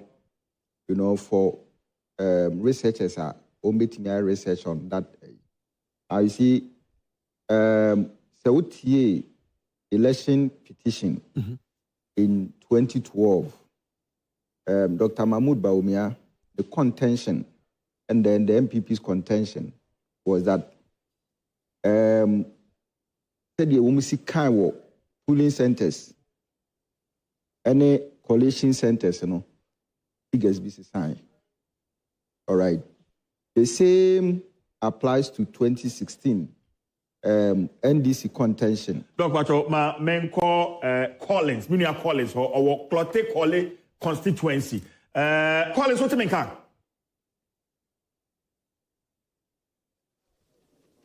Collins, Clotte Colley constituency. But maybe we can come back question man. Good, my man. What's happening? You are two abandoned sorts and normal way. Almost your second kind. Collins. Right. Collins constituency came or Astelta. Astelta has in your polling station. Makuma Bay 6 and one thing. I am into A and B. So far, sorted majority of them. No, yeah, sorted a year. One and yeah, counting a year. Or accent I think the way accent take D any county lady any part I say power but the main top is the results sure Collins go ahead Fama Collins right so accent take D or political constituency say and if for year any part you share into my best one and I say any part to abano every 238 and Tim I heard me at their sandwich. And a number of more echo abana a valid good, the Yajitu and Tim I heard me at their fence 256. Now, the year yellow, MPP, Dr. Mahmoud Bawumia, 113 booths. 113 booths, and NDC, John Dramani Mahama, 119. 190, that is the difference in 86, and a boom, in one or more amount, Uncle Etano, Ubian Roma, 180, in our accent, B. In this Speciano, other centers to move to our air country. The Bacosiano, Yampa, and community for that. Security wise, bombs and some to be there for you. Our accent as the ones that approach to Bohasi, Pumpy, the photo. I'm not probably our move to air check, their council, and of course, we need to edit the apostle, we are checking with you, we are composing. Now, MPP, parliamentary candidate. Valentino Nilo say a bit more at a bright for Baliana or for polling stations that would go any agent, any electoral process agent for far city and Yoma A4. Now, I get my 4 kinds or confidence that really people at the now to Rollins. Now to Rollins 2016 and or 2016 and we need first time. The first attempt with a difference of 3,000 votes against a different parliamentary candidate, NDP, and by 2020, we win with a difference of about 6,000 votes. 2018, 3,000, 2020, about 6,000 difference. The amount of sharing to their votes will be up. Now, just 2020, the voter turnout, no, Wahamo Abu Pembes, a difference 65%. Our political constituency, no more to go there, there's 60,000 out of the Nation to go back to about 99,000. This time around, and after 2024, we are sharing better, and after 105,000 and about the we need to say more, let's say, cannot because you are answering double, you know, don't I see a polling station, you didn't take me the polling station, better a 20. Now, polling station, as a whole, me, I recorded evening about 50% data turnout. And I'm presiding officers, now say, how many Papa Vana, the name Valentino exchange for mono, and also when they want some editing manner. After also to Apapoya, we can say, data turnout, and me uncle to our political constituency because the whole ones are at a amount for Amako about our thing. So far, accent I say no. One polling station test and accent 6D so far, and we have Mahmoud Bawumia 113 votes, Don't Dramani Mahama enya 190 the end of game enya 1. It is therefore for accent and all. Collins me that's pa minia Collins e art center Clotte College constituency. Mamenko Akwetia constituency. Na meniminia kwesi azo ho no to yenkra efri. Kwesi wotimenka Akwetia ato abanu awie ewie so ate akenkan. Kwesi CJ Beda say ube piemu ewo Akwetia lorry station. Police stations near mienu ewo Akwetia station ha. Baako de Akwetia bus terminal and baako de Akwetia lorry station. Me no ka say bus terminal and mpanifo akekansi ani a omo assorte presidential na fe so masa kenkan ewo ha.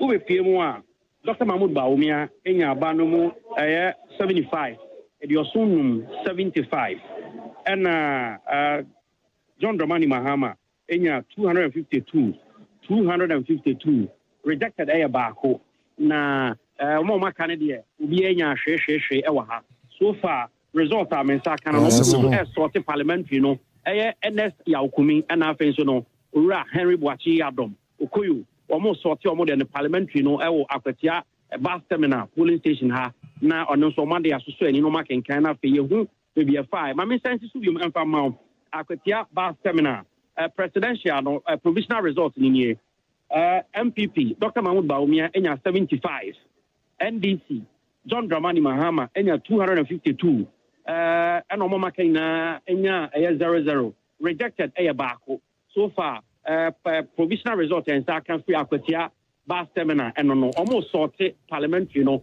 ura NS Yaukumi and after so Harry Boachi Adomokuyu almost sorted no more can the results on this but me no ka say over a ma omo ha nyina omo nyina de nrefi naturally rejected ballot credit minya biche gum cheddar and after so oyala cash mo Hassan ayare gamo Kofi apalumu nyina no rejected ballot credit minya biche wo asemo afi abatu e be yire papa result e be free habano e betimi asesa ne ma bi no ne ade nti ene e be hwe obi afi nani han ehwemu se ne be ya result ne be ba o mehu se ne esi ko your election headquarters Kokomoti power me share atiefo nyina bo se result ni PSA pa ya de beto ma atiefo nyina ate na frenchem e de ma atiefo nyina e wa ha TJ so far result am insaka na provisional result e wa ha no say all right Pasiazo Akwetia constituency and I attend kan ma me kwa denta na meniminu akwaku asante entwetwe enkobo kwaku timenka TJ me feel nkapa fantastic kwaku broni en de kwaku na wakatwi papa moni adwuma but so far voting na kosen ewo denta constituency even before we come to the close of polls kwaku TJ so we share Adentan constituency about one akoso jojo pa highest kema Adentan community within the larger Adentan constituency amount for to abapa in this particular area within the larger Adentan constituency amount for to abapa in this particular area there have been about 6-7 different polling stations amunyina to about from anopana enyumre there were little to no eventualities in particular there was this last polling station at the tail end nani pados wo hopa eho nana line of doors so people had to go through in particular when Ariana bo near Honiama, Honana skirmishes kakrawo, and in particular as about 5 o'clock polling close Nani Pakakra and so ewo line more maba. In fact at 5 o'clock maybe I know dimrikapa basanka besa betunaba obedu anoha na say no numabo intima manantunaba into no we lose that opportunity to contribute to who gets to win this Adentan parliamentary or presidential election. But Hanadi started a sort of county. That there's a polling station there, Oshemechia, more kind of home, Dr. Mahmoud Baumia, Enya 97. John Dramani Mahama, Enya 108. That is that place. Ahanso. John Mahama about Abani Yekansiano and Dr. Mahmoud Baumia just got a little about 91. I think that's just what I heard the count being said. Mahama Ba and that's so kind of they haven't started counting the parliamentary election yet, almost sorted out the presidential election. CG, how did they call Jojo Fiano Pai Ben Umre Bibia Kosobokwa Obia Betunabama Moko, Nipa Bibri, Betu Amanamoko, about 4:30, 4:45 Naman for started about abusuya enti abanwana ne yasha ase kenkan no enti party a owo no na nei wafa open ene eye opipa ti yebo eye o candidate no figure wonya ya na otwerɛtwerɛ no nyina di go na also ye den okeka eye den edibom mako from police station to a polling station na chere se wo so okeka eye figures no nyina eye den edibom enti counting no na busua ya hye eye ase no get a majority in parliament, but this time around they are trying to do that. A dental story so they say aha so obaha obia niwa MPB and you are more than 2 terms. Either so obelusu party primaries and now general election obelusu, and that is what Ademu Ramadan of the NDC is trying to break. Is trying to break ebiom so akosia me no asa NPP parliamentary candidates no so share enim se obetumi stop Ademu Ramadan from becoming the only MP obenya 2 successive terms in this constituency. The CJ ahade Jojo yefi ha nyina ye ko frafraha Victory Presbyterian Church ho and a constituency college center no be wo nyina ye accreditation ye be ko ho na akohwe baby mia wo Adentan constituency Adentan constituency is one of the very large constituencies, especially in Accra. Ekwa Amra here. Oko ibi dodowa kwan so ebi wumpa uhye ebi wajringa no. Nti nipa doso Adentan pa nti counting na start say wo Adentan ha bebia ehwe nim say enkopim 8 o'clock there na counting and the sorting have been done in all the polling stations. Then nyina ide ni atre Victory Presby Church wo frafraha ho na original constituency college center no wo ne be boom near who say Ademu Ramadan bet to me a breaky 1 term case I will have some my friends and as a Kosia meno ever stop no ako parliament or perpetuated this cycle I just say or be a new award denta ha or to me go 2 successive terms. Yeah, that's so kind of bano. A shade him say and see 8, 9, 10 PM MP in particular no parliament in the Casa CJ Obama when say on the coalitions out there to 2 minutes and say by 10 o'clock there like woman who say Ariana Kohana no a very confident we need the same story for Akosia Sameno of the New Patriotic Party. NT CJ say Oba Adentan ha there ekoso hano. All right. Kwa sante ma menda wase. Minia kwa sante no dia mane free Adentan constituency dia brand. Ma menko evaluate Adwomoro Dra constituency in the Western region. Hono na say Kofi no ko for the NDC, hono a certain member of parliament and Catherine Ablema Afeku for the MPP. My name is Prince. Prince, what's your name? Derek, what's your name?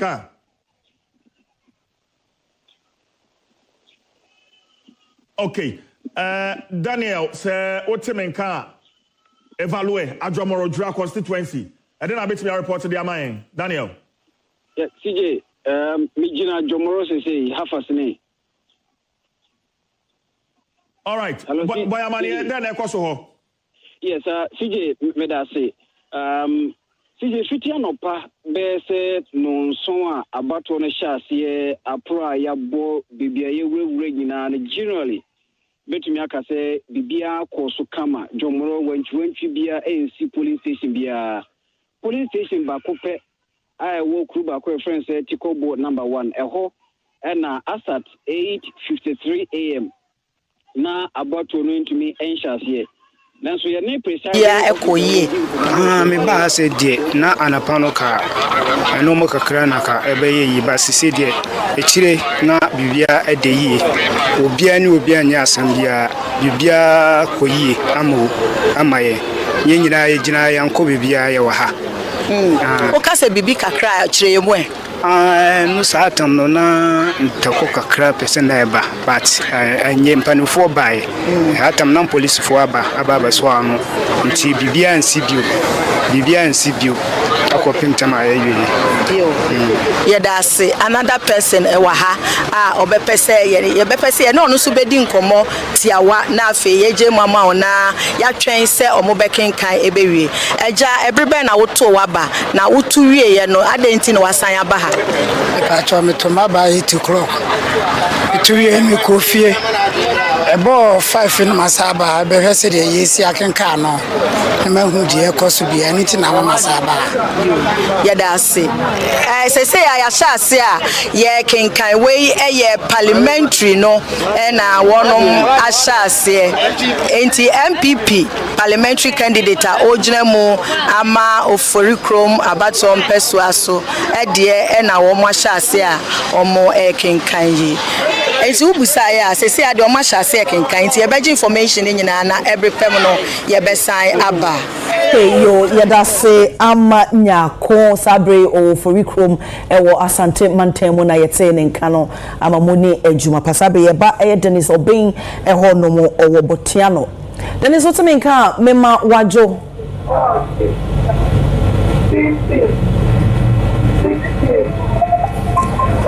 Hello Dennis. Okay, me tell utabe botiano sign na eniamesi ko wo hono mo. Botiano fa ne beti sambe de bibia ye boko e wo botiano bibia ensi. Ne be ewiem hono mo no be bi ye fe ho St. Peter's Catholic Church. E ho na ka branch bi a wo sina na niye ne ya. Anko pese o na danfo bi ko jan e wo adaka ni ana bambofo ne BC commissioner wa haka so yenye ne sa intino aka mwantu bi balance o mo hwema bi akaso di sesi ade me wo Teacher Methodist Senior High School ahanu na ye the main collection center sesi ade o mo so man o mu yi obi a ne de na de no wan say nipa na e beto about ha say no man da makese na edu ne kind of so no nika ba bebu ha say no mentia say intino the SU no o mama me so aba no be do sort ne de bebre na aba be abusia ha on person be hwe se ne aba ne kind no e be ko su fe ne na de ko so ha say ni bibia ye din e boko anu se ti na nipa o mabo dompem a o mabe ugu ehonom no o mo aye calm o ma ye din no mu tie anase wo share the way omu dini na city na otimu say omu expect say ebe kwama certain political party bi wo shema obi ani ni dia obi ani favorite so o many dia say plan e o fa na wo kan ase dia o the ton chana say dia wa fan to the daddy any o metem no go so na e ko so han say o many dimpa papa jebe na sa man so ene ye mama wo ntino o mu ye kan mo enye confusion dia ba just say o ma ye very very agree omo peso muhu se enko bia enko bi me bia enko di bia eba ne bambo mu nso a bambo adwuma yefo no nso ejina ho no mo hwe de ekoso no anase omo fi ho akako ye political center ni tino bambo senifo ha bebiri omo do so ha kasa ntene ne wontini endi samboni bia wa ha nse okay yo benisi beja wo ha sei na wakoso ade wani edi echi ebesan aba wakachi bio yo meda sepa Benis obin ewo eye botiano eno odi ho nso amanebo abo yesisi sabre yeko Alhaji Muni Yaro eho owo dome kwabenya Alhaji mema wajo hello Alhaji metonka okay yo me pacho fa eye dome kwabenya eho no amanebo ebo ye voting na ba wiye anase omuguso a omoto abasan ne sitie sisi amene okase ne gina Atsu Presby school mu ho na ha na ye 4 polling stations 412 413 414 415 and 416 5 omu hina jabatu na bewie mene okase omo sorte presidential no sisi a na ahano de atini say police stations na wo different places na wo move via ye din na be call atomic police station football park bi ho na wo di na be kwa kubuma ye be hu ni di first ni di second ni di third na di na me no ka say de me gina have to praise be hosi a wo mo yes sorting na so na ka say haye boko gidigidi bia ni ha agent omo hina obi ati no ho ase before e be box no so no omo ya na omo di bibia akire yen ansa ni ye box no so master say omo eye sort out nti ye free ha me de me free sisi a me no ka say we pe na me call another police station so makosese ne hoti ansa ye wi a yakwa kohyiam atomic park no so na ye di ni hina bom na ye de e ba no atu atiefo okay ni gise hoye boko na ne boko mu no nipa dodo na so na apie aba currently ewo Presby school honom no omo be hye ne kan ni bia na se omo honom no eno so omo no so kakra bi awie kura me call rounds no na presiding officer no ka say who about to say that kwabenya area ha pa yenim se population eso no ha no na eye low cry ntina ya adwene say na minim say be 3 to 4 no nkofo be ba ye la nsi na ye tia na net ba me ko kasi die nkofo kakra bi ni gina ha wo mo se no okay yo Nase chese busuya ohwe dia from anopa no 7 e sha asese to aba no e de ba be si 5 o'clock yetimi ekrosi abato ne da chese nipa dodo etimi koto aba no wo form cause anopa no ya full bebia no akoyese nipa be 50% turn out ebi okra 40 ene ade enti ne akoyese nipa agi twi eheda akoto aba no mo nheda enoso enti utietie de ekone de a aba we de se etimi ekọ run off am tie enheda anyemwa we eye me madwen kire cause the about we no the ekọ run off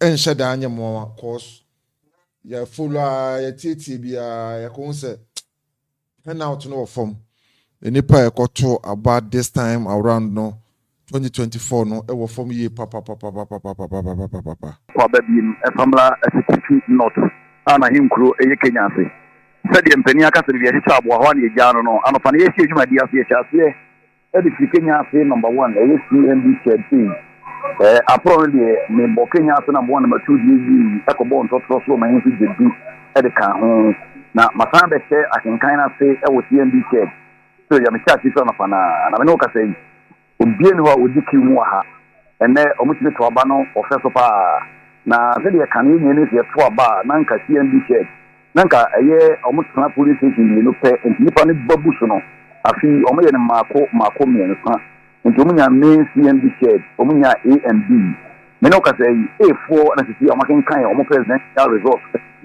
na ni je sam se omo wie ye no bia ye boko party for how bia mo si na ye chance ya share results si ba ya okokata no so a MPP na edikan nti MPP moden ye to abani ni wanya results no mako 126 126 e wo CNB eno ye MPP e no oko NDC a omoso enya 140 mete 140 eno omoso enya wo yemia alankat enya mako mienu e was city north CNB shed na yewura apalu enso enya mako mienu na ye hwanwan se omo makoto ase nanya bi e de yewura land ne apalu e yewura land ne apalu nya tutu no rejected mako ennan me no ka say afena omo bete box wa eno contain parliamentary resource no na se de titi ni oba ye party nipa mi nipa ne gina for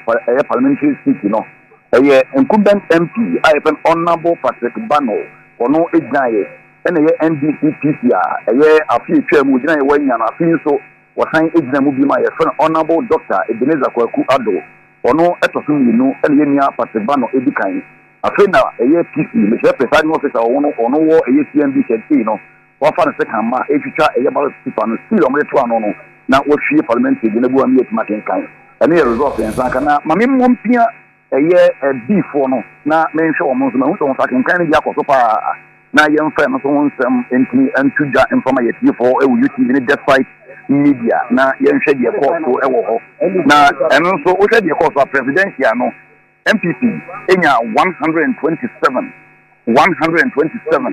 NDC enya 150 rejected 1 ena yewura nana bebi akon enya mako enum 5 and also the presidential akoso e CNB said big to say me no ka say afi no mbeti ano hwe parliamentary one no mbeti making kan nti o hwe de me gina hiti dia provisional results are eba no oko a hona NDC enya 140 MPP enya 126 Alankat enya 2 Kofi Apalu enya 2 4 rejected uba B na MPP enya 127 NDC enya 150 ena yenua bebi akon enya 5 and I rejected 1 and only the Ensaka was city north the CNB said A and B it me free the benefit will see any other areas yakano here and also at the P4 ɔmo hwɛ ɛyɛ defied media na sɛ ɔmo hwɛ UTV ɛne ahwɛfoɔ nyinaa no yɛde saa nsɛm nyinaa to ntumi nyamba obisa ya na ɛna kenkan ɔmo hyɛ aseɛ wɔ sitting up no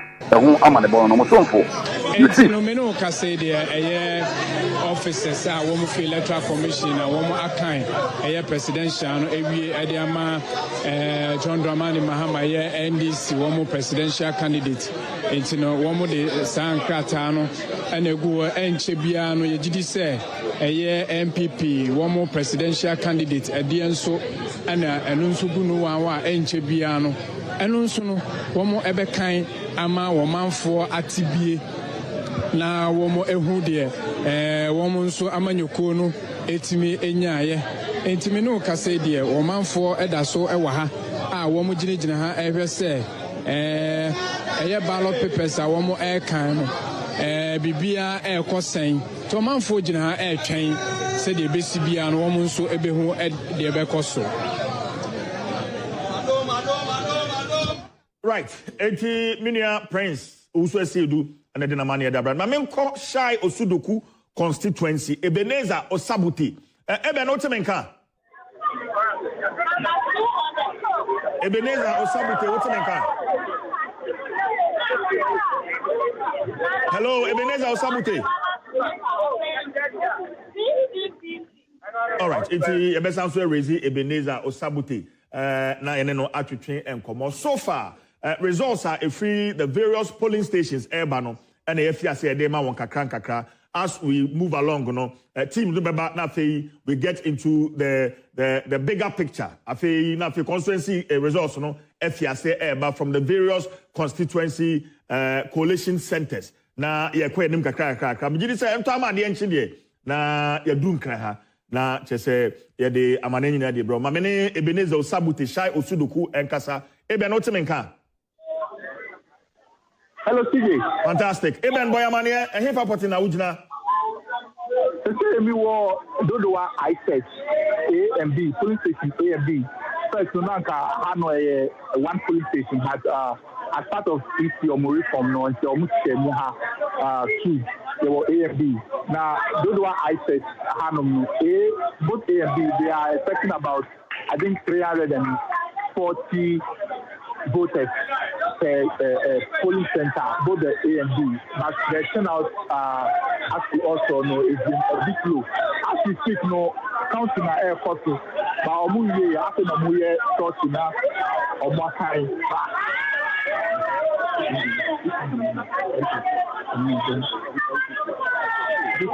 Hello, Eben. Hello, Utuminta. To say, I can say no. I can say no MPP. And you have 72. After now, you have a kind NDC4 DN. And the other was no sorting air costing. But I think there's been a highway our having seen. That's why the happenings in the numbers. And the counting is still going on for the MPP numbers. Was a higher stronghold of the NDC. I mean, since 1996. Earlier on, I mean, Dr. Pesaho Kasai, and or Kasai, or Mudi, or Mudi, is their stronghold. So no matter what they do, we take the seat and also win massively for former President John Mahama. And as I speak, they're costing me because another polling station, I war Manya Iti, Mr. Dodoa Koma Kasa, I want to start in the air cost. But like I said earlier, I'm home to Muche police station means 4 and some more A1, A2, and B1, B2, just to minimize the congestion at our police centers. And as I speak there, say me to me call Agomedansu, the hospital tonight, by this time, they're not Omuye, so Omuye, and Omuye, beyond every number that I have, it's better. All right, eti mameno asena yem face every Shai Osudoku na mene ya boache ya ewo tripone constituency. Ya wo tripone, okay, it's not a constituency. Ya what menka? Hello bra. Yaw. Ba penye. Kwase o baby a wugina ho. Okay, sisi a baby me where the me gina daycare police station e wo tripone ben tripone district police office na polling station B no, polling station A no, and as you see, I'm no the presidential one no, or my canina highway polling station B no presidential no the Omaka highway MPP Dr. Alhaji Mahmoud Bawumia enya 142 NDC John Dramani Mahama enya 136 APC 1 Nana Kwame 1 sorry Anna Alankojo Chairman so enya 1 and the Uber polling station B now that is the results media mawi. Abusia, are you surprised about figures Alankojo Chairman enyano? Akwess and the figures no from baby or crowd bi baby or han 1 2 any other. Are you surprised about the figures no? Onyano. And I say Ashanti region and they be amount for expect to say me up pull it out a very huge amount and I say figure beer just a bit me a surprise amount for but Akwess other regions no and I say other constituency and as constituency and I say other police station Akwess the figures now onyano ewo form at the moment sense so and I will say the huno chira wadwene our comment section no na efa de amama abusuan oso na wa like video no share eso so e said me kan no abato no ekenkan no e na kire se ahya figures no ahya ene eba no enti party a owo no na ejawa pen any people bi e de ato ho na also ahya e dote e figures ne down na okikabom enche bia no ebe move from police station to a constituency na they are telling the unya from various police station no now they are telling I say okay kan nyina bom no de kan bom e constituency no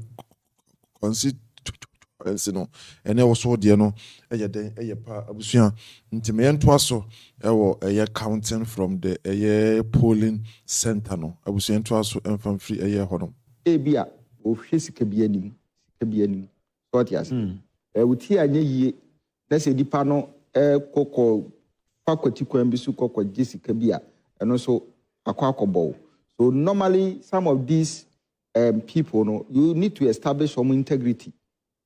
So what yas yas na do mo akọ ombekwa akofa asem the other day ababe so nti I think that it is a delicate process now so but enko nemra ni nyina no politics there but ube you know since almost be there and ya kind up in the kind also be there and ya kind of up in the side the kind there na two police stations na wa say ya omo eto abano wa say but the ya kind person no also be police station up in the kind also be omo eto abano wa say but the ya kind first no Ansarudin B polling station ya be ma wo de woni e de che say the man for any age wo ho mu bose ni mobome no wadaroma for ni de che nti be pam ye besan aba na ye ne wo asan atoa nkomo bon sabe de presidential no na so far no wo de ama ye sa Ansarudin B ho and afia sorry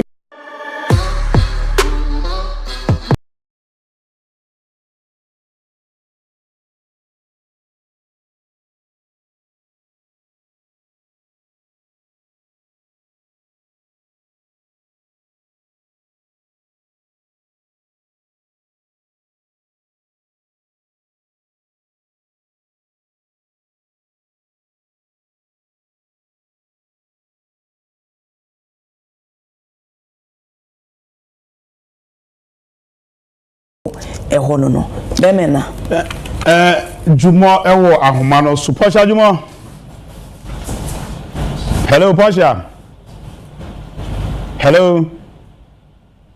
posha timinka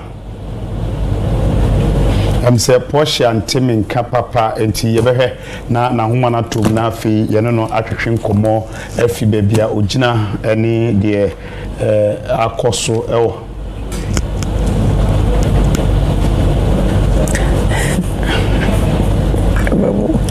me ye ko saton hello biono so ahoma no ati atom sa be di ahoma na ye hye esan se edu ne kenkan some pan. I said I engaged with Fred and the results about so Fred. I said they are not for cities. Why? Metro pot. Metro pot. There's so no doubt. I say metro pot. And here na yonkwa humano so we baby says why na o ma huma so. Hello. Hello. Audi. But who can say free Southton ana I have some no part of some here. Nti me pa cho de wanya no fadi kan fa ho ama ne bo ma yansa na be fofra ko na chi odi aba. The patrol. Nti patrol. Okay. The patrol Southton constituency. So far results are in Saka. So that couple Southward to your center 2. Presidential MCP in 10. NDC 150. Odia enye bizom. Bacho sisuma ebiem. Southton constituency. So that couple Southward to your center 2. Presidential MPP 10. NDC 150. What is 0? Okay. Southton Baptist Church Lover. Baptist Church Lover. Presidential NPP 19. NDC 102. Others 0. Fourth ballot 0. Presidential Baptist Church Lover Southton NPP 19. NDC 103. Fourth ballot 0. Southton DA Primary School Projicota Presidential NPP 14. Presidential NPP 14. NDC 225. Others 0. Fourth ballot no 2. NPP 14. NDC 225. Fourth ballot 2. Southton Resort B, Sugakofe Newtown. Southton Resort B, Sugakofe Newtown. Presidential NDC 308. NDC 308. NPP 17. NPP 17. New Force 1. New Force 1. Rejected 2. Rejected 2. Patron Civilian. Lutot B. Sugakofe Newtown. Southton Presidential. NDC 308. NPP 17. NPP 17. New Force 1. New Force 1. Rejected ballot 2.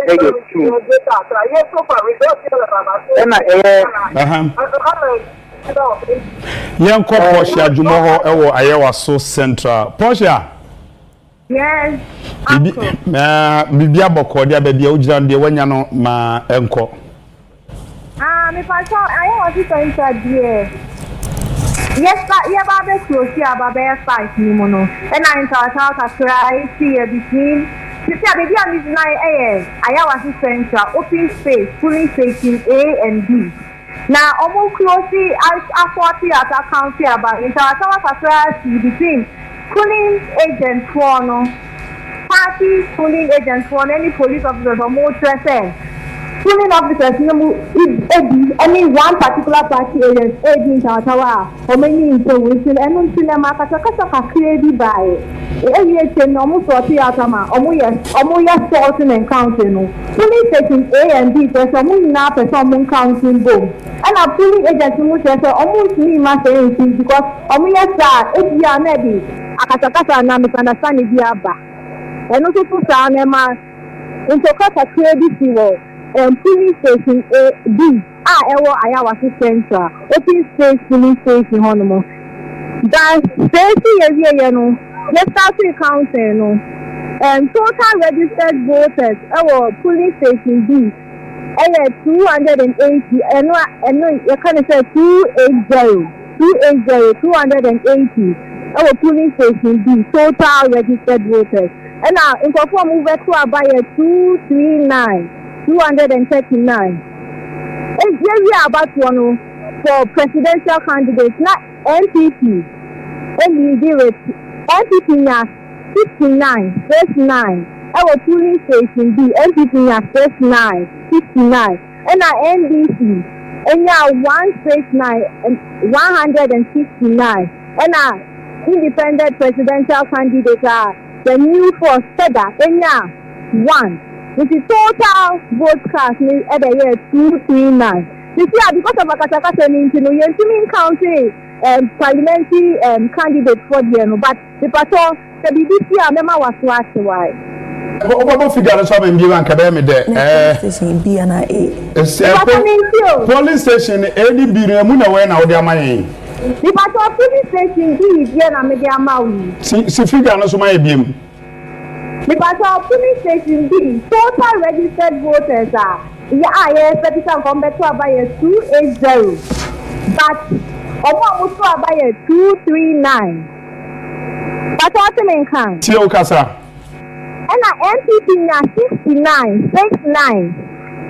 And NDC order number 8 and now 169, 169. And independent presidential candidate, the new force and now 1. It is total vote here 239. Okay. County parliamentary candidate. You better say now you do see a portion of Ubesiani appear whole question team. Appear Otiminka, Memorajo, baby, Ojan saying I cost well question team. Baby, I'm glad you hire Boko, question team. Nasia a proba, you're calling in Narano, Nina Boko. The baby had in a work, and oh, yeah, it's Anthony Ghpage. NCP now 119 now NDC 114 new force now 11 and now you go you have your work and your special voting also for now NCP now 97 now NDC now 151 it's yes we have before baby for so now over the biara no yes Brian Asafo now what and Tinanka is the man be answer na kwa bayam Oh yes, St. Anthony collected dated. NPP now 119, NVC now 146, and a new force now 11. Now what kind of special voting also? NPP now 97, NVC now 151. Okay. We have to be before yeah, that's say ewo na chese kwasimintim de ensa kan aba ye mobiechi emfama woko south ton a see na ye ensa kan ewo ho de aba polling station B MPP 17 NDC 308 and a new force 1 rejected 2 and Southton Wana so polling station Bakono NPP 14 NDC 225 and other parties will be be rejected no AU2 say and every Southton so aba ye boy actually eti amamo na ya hedi akoso na Southton Wana so no MPP 10 NDC 150 and ubia enyebi enkai no Southton Wana so police station no say NPP 19 NDC 102 and other parties no ubia enyebi rejected back okran so amemu say na ekoye ewo eho enso de yenkra mpo ayenye sabia e comment so yenkwa ama ojampa ho wo Adentan constituency ama ojampa Adentan. Hello ama. Hello. Bibia boko there. Me adom bibia boko Adentan. Adentan to saying. This year me wo victory presby. E wo Adentan fafaha. But you hu de ekoso. Counting no egusu a ekoso. Inti centers no na 4 e wa hanu say. So far no ebi mu dodo na me fa ni say mu 3 etimi akan presidential ne pe aka parliamentary na omu bewie na se omu di akan ho nti ye ba center 2B ho na presidential MPP enya 90 Dr. Mahama Dubaumia enya 90 ena yewra John Dramani Mahama enya 123 123 and Nana Kwame Baby Akon enya 11 11 movement for change enya 3 movement for change yewura lankojo chairman onya 3 ewo 2B ha no say na yeba 2A ho nso a MPP Dr. Mohammed Ubamenya 104 NDC nya 123 yewura John Dramani Mahama nya 123 DPP na nakwesia Frempoma onu tumi nya ba ko ewo 2A ha no say so no onya 1 for CPP and movement new force na nakwami bedi akon enya 5 ewo 2A hanom and then movement for change yewura lankojo chamantinya 3 2A center hanom 2A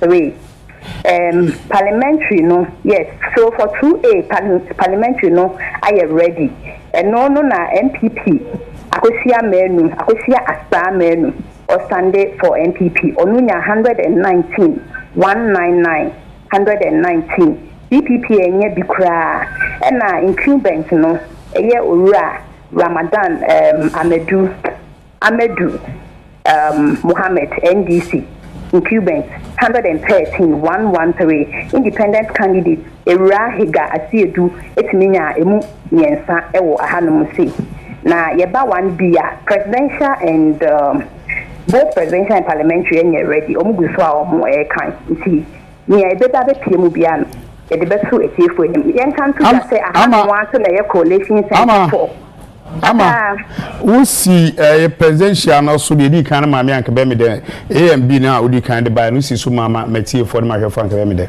okay so 2A no 2A NDC sorry NPP yera Dr.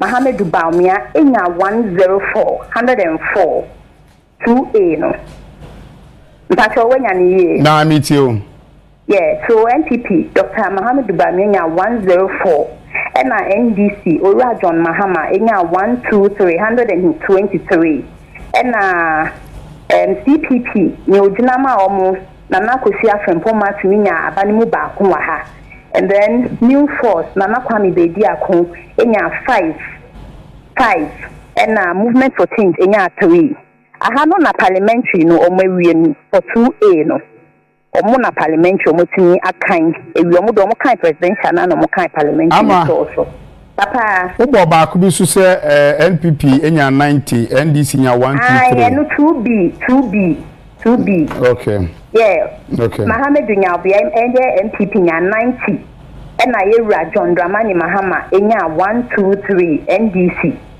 ahanso nya 123 for this 2B center no nya 123 sa okay na Nana Kwame Bedi akunya 11 okay minim so you okay wo me okay the other bano medas na new force nya 3 na say new force of fantoni nya 3 ni mienu ukọ eye adentana eye presby ho abato ekọ so ho no NPP enya 104 ebo ya manefri esnafo south abato mpesiaso yankwa maso Kofi asabe abrante ya manobofo Kofi akwaba yes na wujina he woma kan abana wie provisional results atredwa yeah woma kan abana wie ama setia no kesha hello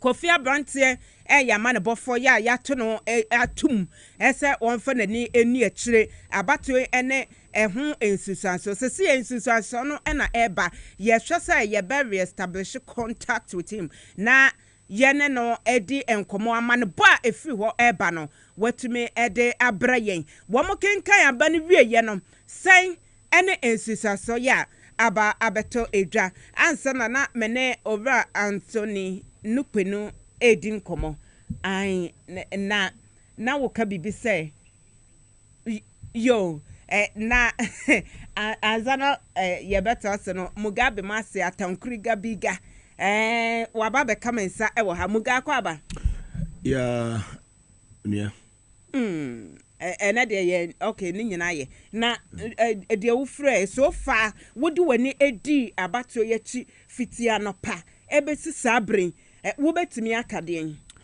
Yɛman yɛhwɛfoɔ ne yɛtiefoɔ akwaba ɛde ba ɛyɛ TVS YZ Power FM ɛne Radio SYZ ɛne yɛn affiliate stations a ɔmo atwa ahyia ɛwɔ Ghana nyinaa. Bebo so ɛnɛ me hyɛ ma aprobonase efi ɛyɛ Amasama constituency. Nse 2 ɛfɛ wienhyɛn ekopie mu ɛwɔ Asantemantem na wɔ sɛ me kwa Asantemantem. Wo 5 wienhyɛn sa kwa Asantemantem ɛkɔyɛ adwuma. Ansa na mesan ɛba bedu ɛyɛ Nkraha. Ya Mrs. Mihu a mesan ba ɛyɛ studio ha. Tie ne nyuma ya de nyuma bebrebe. Nti abra obrempon frɛ me no bisa me sɛ he na me wɔ. Sɛ me wɔ Asantemantem a ɛyɛ sticker ballot ɛyɛ papers ya print di akɔgu ne fie no. Wɔ se yɛ stopi. Ene niema na ekokɔ so Asantemantem deployment of military to other areas no na wase ye ka ho asem ba bepɔ so de nya sesia ne sɛ obi ɔto aba bia baabi ɔto aba no onko ho na ɔmo mass to the collation center constituency collation center ho no baabi a ɔto aba bia akɔ ɛhɔ ɛna intel ameme pekene sɛ ya no for person mo deploy soldiers ne yɛden ɛkɔ and wa major bia omo hu ne se onenam ewole Kuku constituency ho no ene ne mrante no omo nya study se ohun se emabunu no agituo ne yedan efiri ne nsem nti se wokuratuo na ametuo ne daada wa if the will of the people say am for to aba so moto aba for change na nipa ba akomienu miensa we ye wadwene se wo ye oku boy abrante a wa ya ne wa hodi wo me ba yenko otafomra kwadwo nyameche ewo otafo yene na edi nkomo ya mana bofo ho kwadu akwaba ni ominia